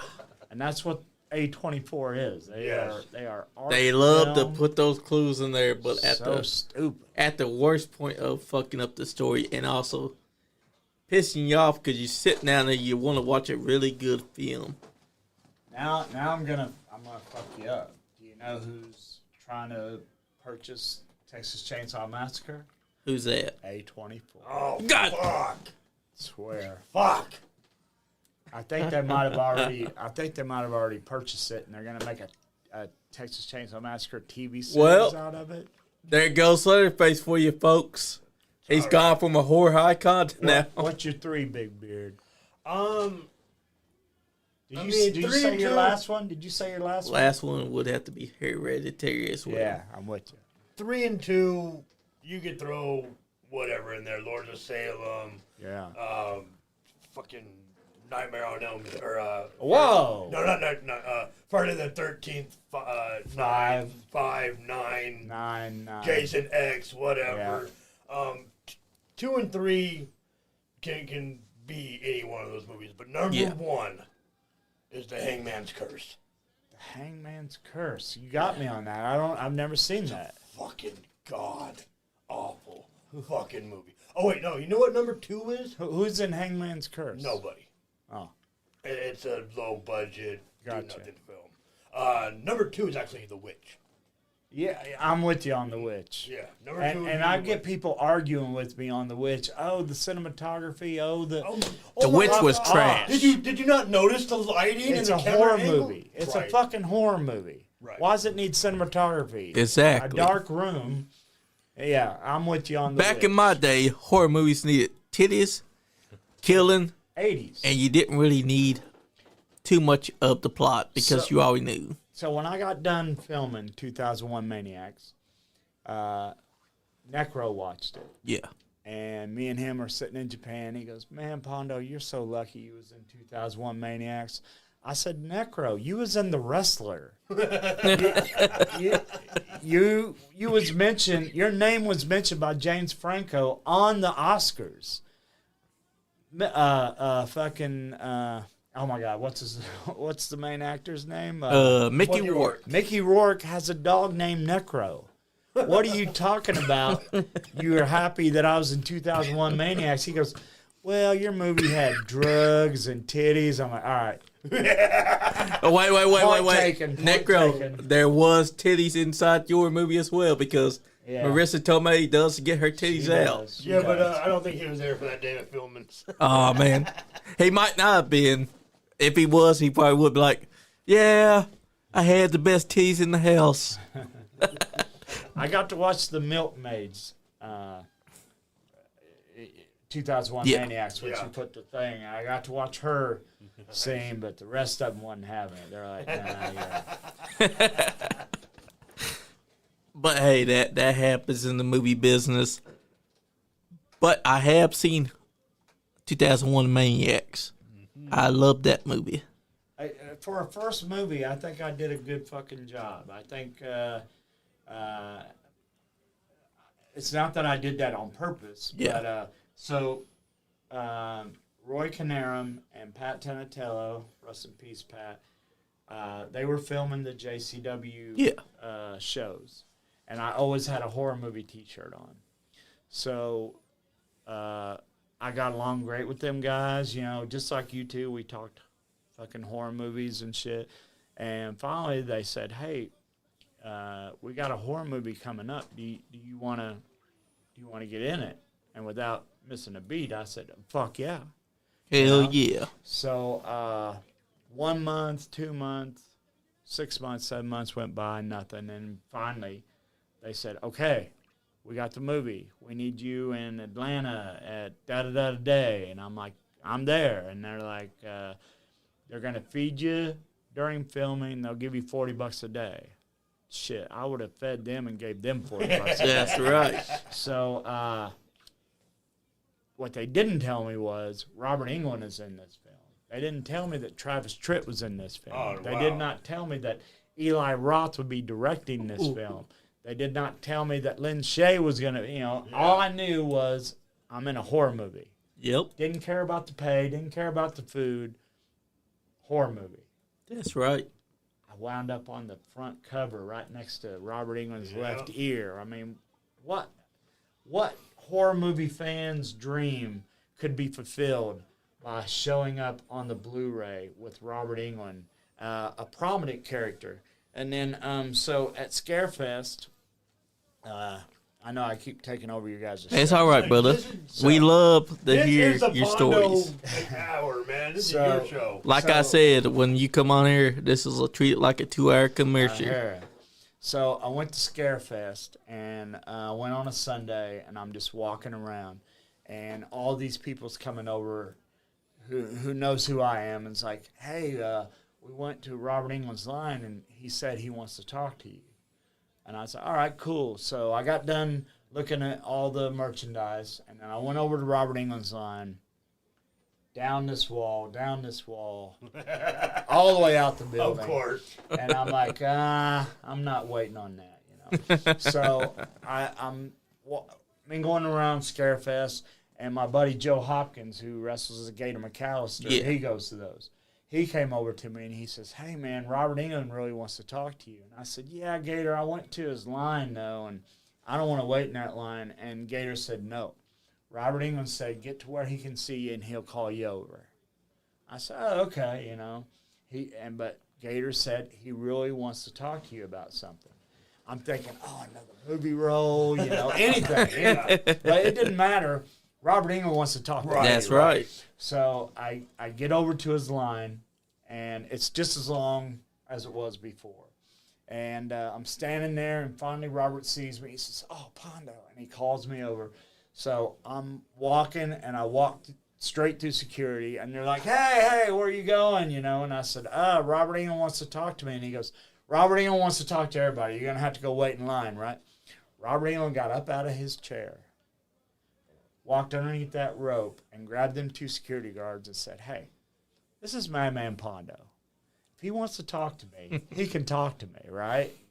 That's I big just respect. walked my fucking ass right there. So we get over to his table. My buddy Ryan Huff is with me. And we get over to his table, and he's like, "Pondo, I really wanted to ask you a question. Do you have a hookup in Hong Kong?" And I said, "No." And he goes, "Well, you need to get a hold of one of the movie posters for 2001 Maniacs in Hong Kong, because it looks like you're the main star." I'm like, "What are you talking about?" And he goes, "There's a color picture of you, and then there's a shadow picture of me and Peaches. But you are the main thing on the poster," which I've looked at previous, and I am. But he wanted to tell me that, I look like the main star in 2001 Maniacs, which I can't find one on eBay. Right. But I would love to. But if you ever get the chance, look at Hong Kong's 2001 Maniac DVD cover. I'm the fucking star. That's awesome. Oh, yeah. Yeah. And that shows respect, too, because Robert England's basically telling you, hey, I know I was a star here, but in Hong Kong, you're the fucking star. Dude, it was so unreal. Like, I was there for 3.5 weeks. And so I'm a thinker, remember? Yep. I'm a thinker. So I'm sitting, and the first day I didn't get to eat with them. But I sat back, and whoever got this tray sat on this side of the table. Whoever got the next tray sat on this side of the table. Two. Yep. So after that, I always made sure there was one person in between me and Robert England. So for weeks, I got to sit next to Robert England, hear his stories, hear him talk about movies. One thing I do. Oh, there you go. Nice. Can you show that to the camera? Let's see here if I get Johnny. Yep, I can see it. That's the Hong Kong poster right there. That's what Robert England wanted to ask me if I had a hookup in Hong Kong. Yeah, man, if I'm just seeing this poster, I don't know nothing. Yeah, that's the main character Exactly. right there. That's right. And that's badass, too. So anyway, I always made sure somebody was in between, and I got to sit there and just listen to him talk, and he barely talked about being Freddy Krueger. He would talk about this and that, and I even brought up The Adventures of Ford Fairlane. Yeah. He loved that. He's like, "Oh my God, nobody ever wants to talk about The Adventures of Ford Fairlane." And he started going, smiley. I was like, yeah. And he Man, I told me, haven't thought about that movie in fucking he told me stories about that. One story that he did tell me, and I had no clue, and I still wouldn't have any clue if he didn't tell me. They were going to make Michael Myers versus Pinhead. Ooh. But it was 2 different companies. Yeah. Yep. And they couldn't figure out which one was going to do the job. Exactly. So they scratched the whole thing. Yeah. It reminds me of also the Freddy versus Jason versus Ash. Yeah, that was supposed to happen too. Yeah. Yeah. Well, if you remember, after 9, that was the best part of 9, when Freddy reached up and grabbed the Yep. mask. Yeah. That And took- what was funny is that the one that was grabbing the mask was Kane Hodder's hand, Yeah, wearing that glove. and that took forever. That Yep. took fucking years. All the way after that movie into from 90 to 2003 for that to actually become a thing. And I'm gonna tell you that I had my reserves. I'm like, there's no way they're gonna make this good, and they did. I thought it was a fucking good ass I did movie. too. The reason why they didn't bring back Kane Hodder is because in their eyes they want to have someone that was physically imposing in height to Robert Englund, so that the visual will look great whenever they come up face to face during that one scene where Jason gets angry, throws the fire table, and now you got Freddy who's scared and he stands, and you can see the height difference in the two. I don't agree with that. I don't they either. should- I mean, so what? Peter Dinklage shouldn't have been fucking Toxic Avenger. Exactly. Like, You know, if I wasn't such a fan of the first Toxic But, Avenger, I might have really liked the new Toxic Right. Same. Avenger. Right. But I went to Mansfield, Ohio, and I met Melvin, yep. Bozo, Slug, Wanda, and Julie. And I love that first Toxic Avenger more than I do the remake. Find that Hollister series. Hollister. Yeah. Or Holliston. The Kane Hodder episode, he talks about how he wasn't in Jason X, and Oh, really? yeah, and What is it, like a documentary then? no, it's like a TV show, and like Odorous plays this guy's imaginary character, and so like they go to like scare like Comic Cons and scare whatever, and they meet Kane Hodder. Okay. And like hang out with Kane Hodder for a while. And Kane Hodder's depressed because he wasn't in Jason X, and he's supposed to be Jason and all that. You I mean, he was in Jason X. He just But wasn't in wasn't Jason. Freddy vs. Jason. It was Hollisted. Hollister. Or Hollister. Halstead. Holliston. I gotta look it up real fast. But that's what it was. The reason why they didn't bring him back for Freddy vs. Jason, because, The height. yeah, the height difference. But to me, you put Kane Hodder versus Robert Englund, you still going to see a big guy, because Kane Hodder still makes Freddy Krueger look like a small guy, and also Jason can overcome and make it look like he's even taller than Robert Englund. I'll give you a spoiler alert. The final fight Yeah. between Robert Englund Yep. and the kid in Yep. 2001 Maniacs. Yeah. You see me with my sledgehammer, and you see Kane Hodder holding the girl. Yeah. We had no idea each other was in the movie. Nice. My scenes. Holliston. Okay, Holliston. My scenes were filmed in Atlanta, Yeah. Georgia, and his scenes were filmed in L.A. Oh wow. It looks like we're in the same place, Yeah. but we're not. So when I seen him again, I was like, "Hey, man, congratulations on being 2001 Maniacs." He's like, "Yeah, did you like it?" I said, "I'm in it."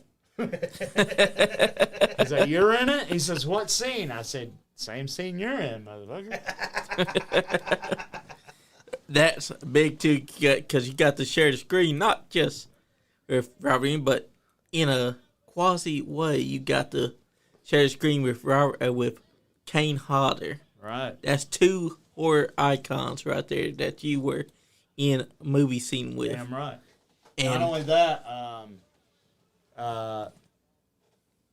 so I didn't know how cool it would be, but I was sitting there. They had like this after party thing, yeah, and Lynn Shay was, I had a Nightmare on Elm Street T-shirt. Yeah. on. She's like, I was in that, right? And I'm like, yeah, you gave the hall pass to Nancy. And she goes, oh my God, I cannot believe you do that, right? And she said,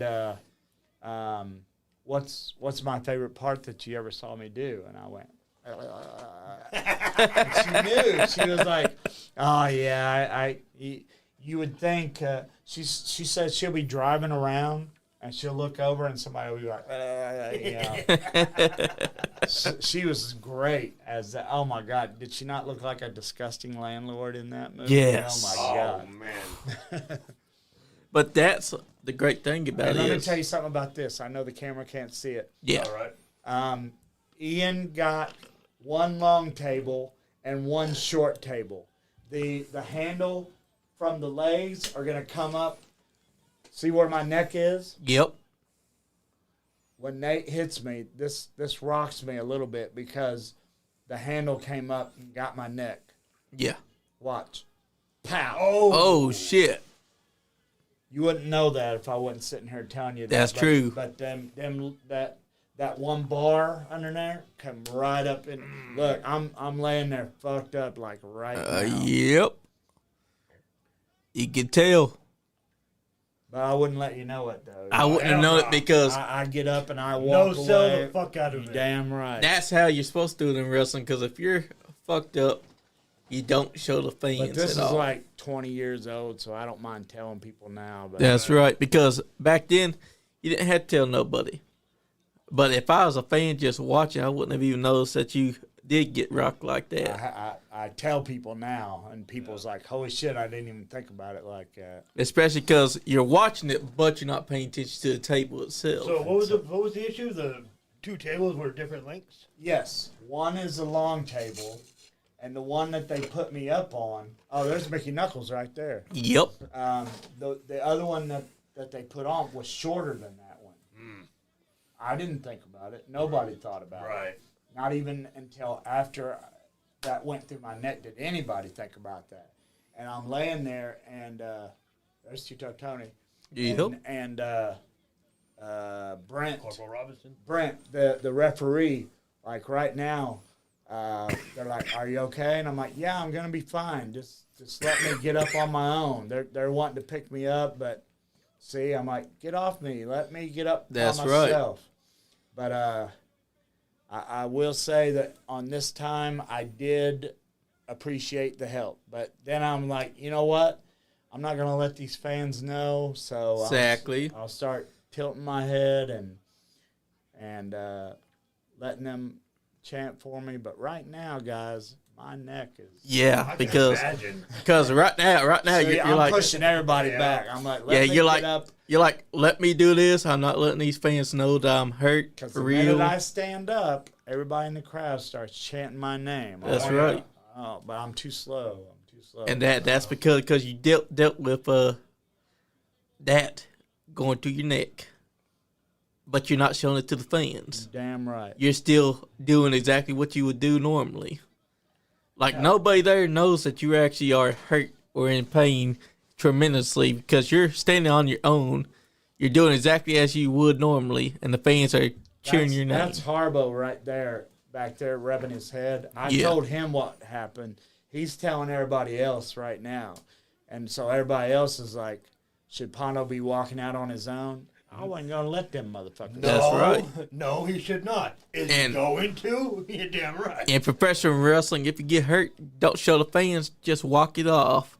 You can, Look how small Mickey Knuckles was back in the day. yeah. She hardly looks like the Mickey Knuckles that we know today. I think she was 17 at that time. Wow. Woo!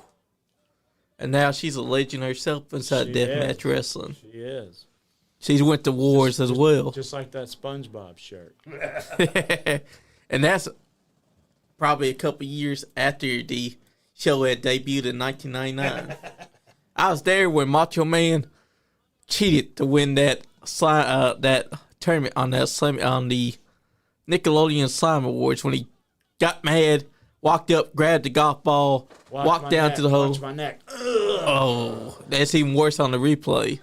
Now you can't tell it because the table breaks right Yeah. there, but it jarred me pretty good coming. It did. But There'll be another scene of it here in a second. you also walked it off like a champ. You're damn right. I wasn't gonna let him help me. Because in wrestling, if you don't, Right here. oh. But that's how wrestling goes. If you don't walk it off, then the whole illusion gets erased. Here comes the slow-mo of that. Not this one. Here it comes. I'm sure your viewers are... Okay. See it? Oh, right there, shit. Came right up through my neck. Yeah, you gotta look for it, but yeah, damn. But you still walked it off like a champ because you didn't let any of them take you out. I'm pretty sure that what they were saying behind you was, should we be letting them walk out? Should we just go up and grab them and walk them out of here? I wasn't going to let nobody. That's right, because you're a badass. You knew what happened, but you wasn't about to let the fans know because you're a professional. You knew how to do it. Any more questions? Well, the only question left is our Headlocks, Heels, and Havoc guy. And he's mentioning about Halloween Havoc. And don't forget that Jamie Lee in the original wasn't Michael Myers' sister. She was just a babysitter. That's the only thing that I've never liked about the Halloween series is the timeline and continuity is just so jacked up.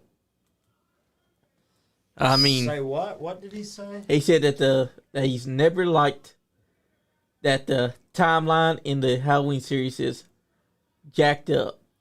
I mean, that's a continuity. Because Rob Zombie. Yeah. She was a babysitter. Yeah. But he also said that in the first one, she was just a babysitter as well. Who was a babysitter? Laurie Strode. Yeah, Jamie Lee Curtis. James Kendrick said, what show was that?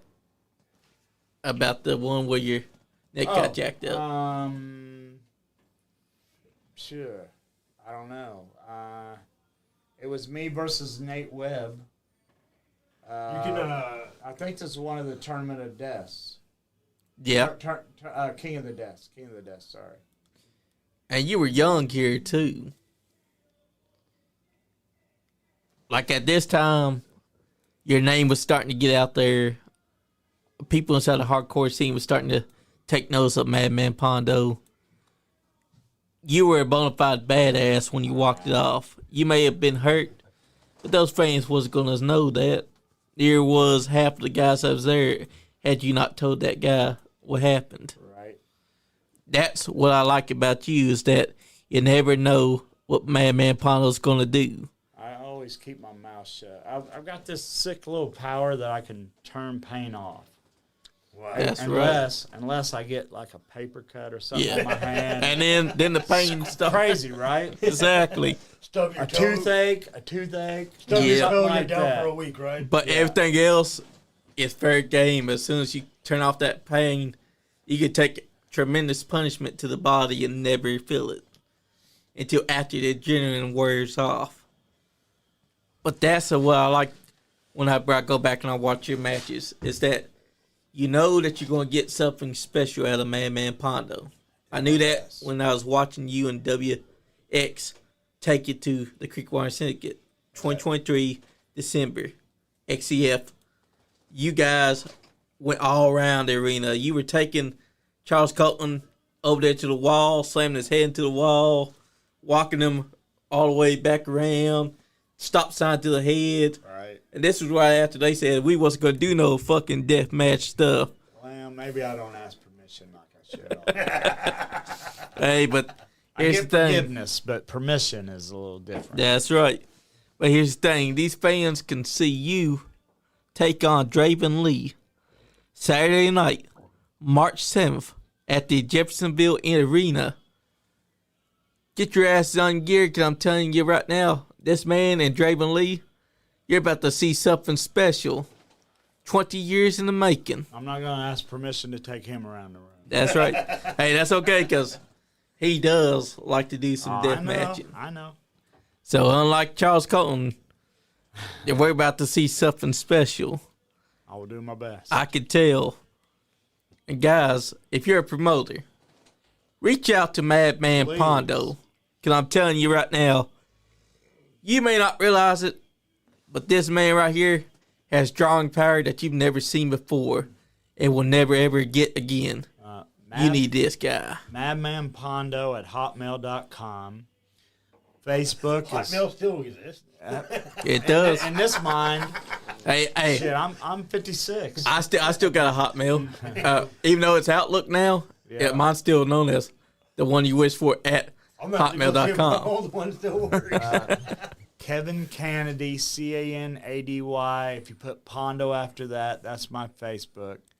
Or Madman Pondo with the last O being a 0. That's my Instagram. Promoters, get a hold of me. I mean, I'm not that hard to. I'm a good businessman. That's right. And I will do my best to make you money. I still work hard. I'm having to make all new connections with new promoters. So help me out. And also look for his second book to be available this year. Oh, and I'm selling 8x10s and posters from Japan that has me on it, prominent on it. So get a hold of me. Let's help me pay my rent. That's right. Brother, it's been fun having you on tonight. I tell you what, Big Beard, Sir, always I tell a you- pleasure. I tell you, when I get on these things, people want to talk wrestling all the time, but Yeah, if you really want to keep my attention, we start talking about them horror movies, I Yep. ain't going nowhere. I'll be that's there right, with brother. you. Because horror movies are great. We all love them, except for the people that get scared of them easily. I'm a bigger horror movie fan than I am a wrestling fan. That's awesome. man. People come to my house, they think they're going to see all this wrestle memorabilia, and there's just horror movie shit That's everywhere. right. Guys, Big Beard, you want to say your last words, brother? Man, thank you. It's been an honor. I've been following your career for 20 plus years. Thank you. I got to see you and Nickel Butcher take on Cobra Robinson and Two Tub Tony in Oh, Denver. there you go. Man, fucking. Where'd we do that at? I want to say that was at the Ogden Theater in Denver, Colorado. Oh, okay. I can't remember what year, probably 2004. It was probably the first JCW. It would have been the second tour. second JCW Yeah. tour, right? But yeah, man, it's great Fir- having you. First tour, I wrestled Fat Fuck Barrel Boy everywhere. Okay. Second one, me and Necro took on Tony and Corporal a Yeah. lot. Yeah. Yeah. But yeah, man, it's been an honor. Oh, It's been an honor and a pleasure having Thank you here. you. Thank you. Folks, thank you for tuning in. Thank you to everyone that was asking questions. James Kendrick definitely wants that match. So, James Kendrick, if you want that match, One talk last to your time. people at Bullpen Pro Wrestling. One last time. If you want the first book now, go to Amazon.com or visit deadpark.com. And then later on, sometime in 2026, the second book, same place, Amazon.com or visit deadpark.com. That's right. You heard it here And first. from deadpark.com, you can get autographed copies, correct? Yes. Yep. John And, Cosper. You can tell John Cosper I sent you. He ain't gonna treat you no different, but it makes me look good. Also, he's on Facebook. You can reach out to him as well. John Cosper. That's Cosper. And he will get you either a signed copy of the first book or just the first book itself. So, guys, go on out there and help Madman Pondo out. Yeah. And to you, James Kendrick, if you want to, I'm just saying you could put in the word to EWA or Bullpen Pro Wrestling and That word in. get a match made. You and Madman Pondo, he's down for it. I'm down for it. Guys, thank you for tuning in. It's been fun. I only got one thing to say to you, and it's a big, big something. If you're not having fun, You ain't getting none. damn Skippy.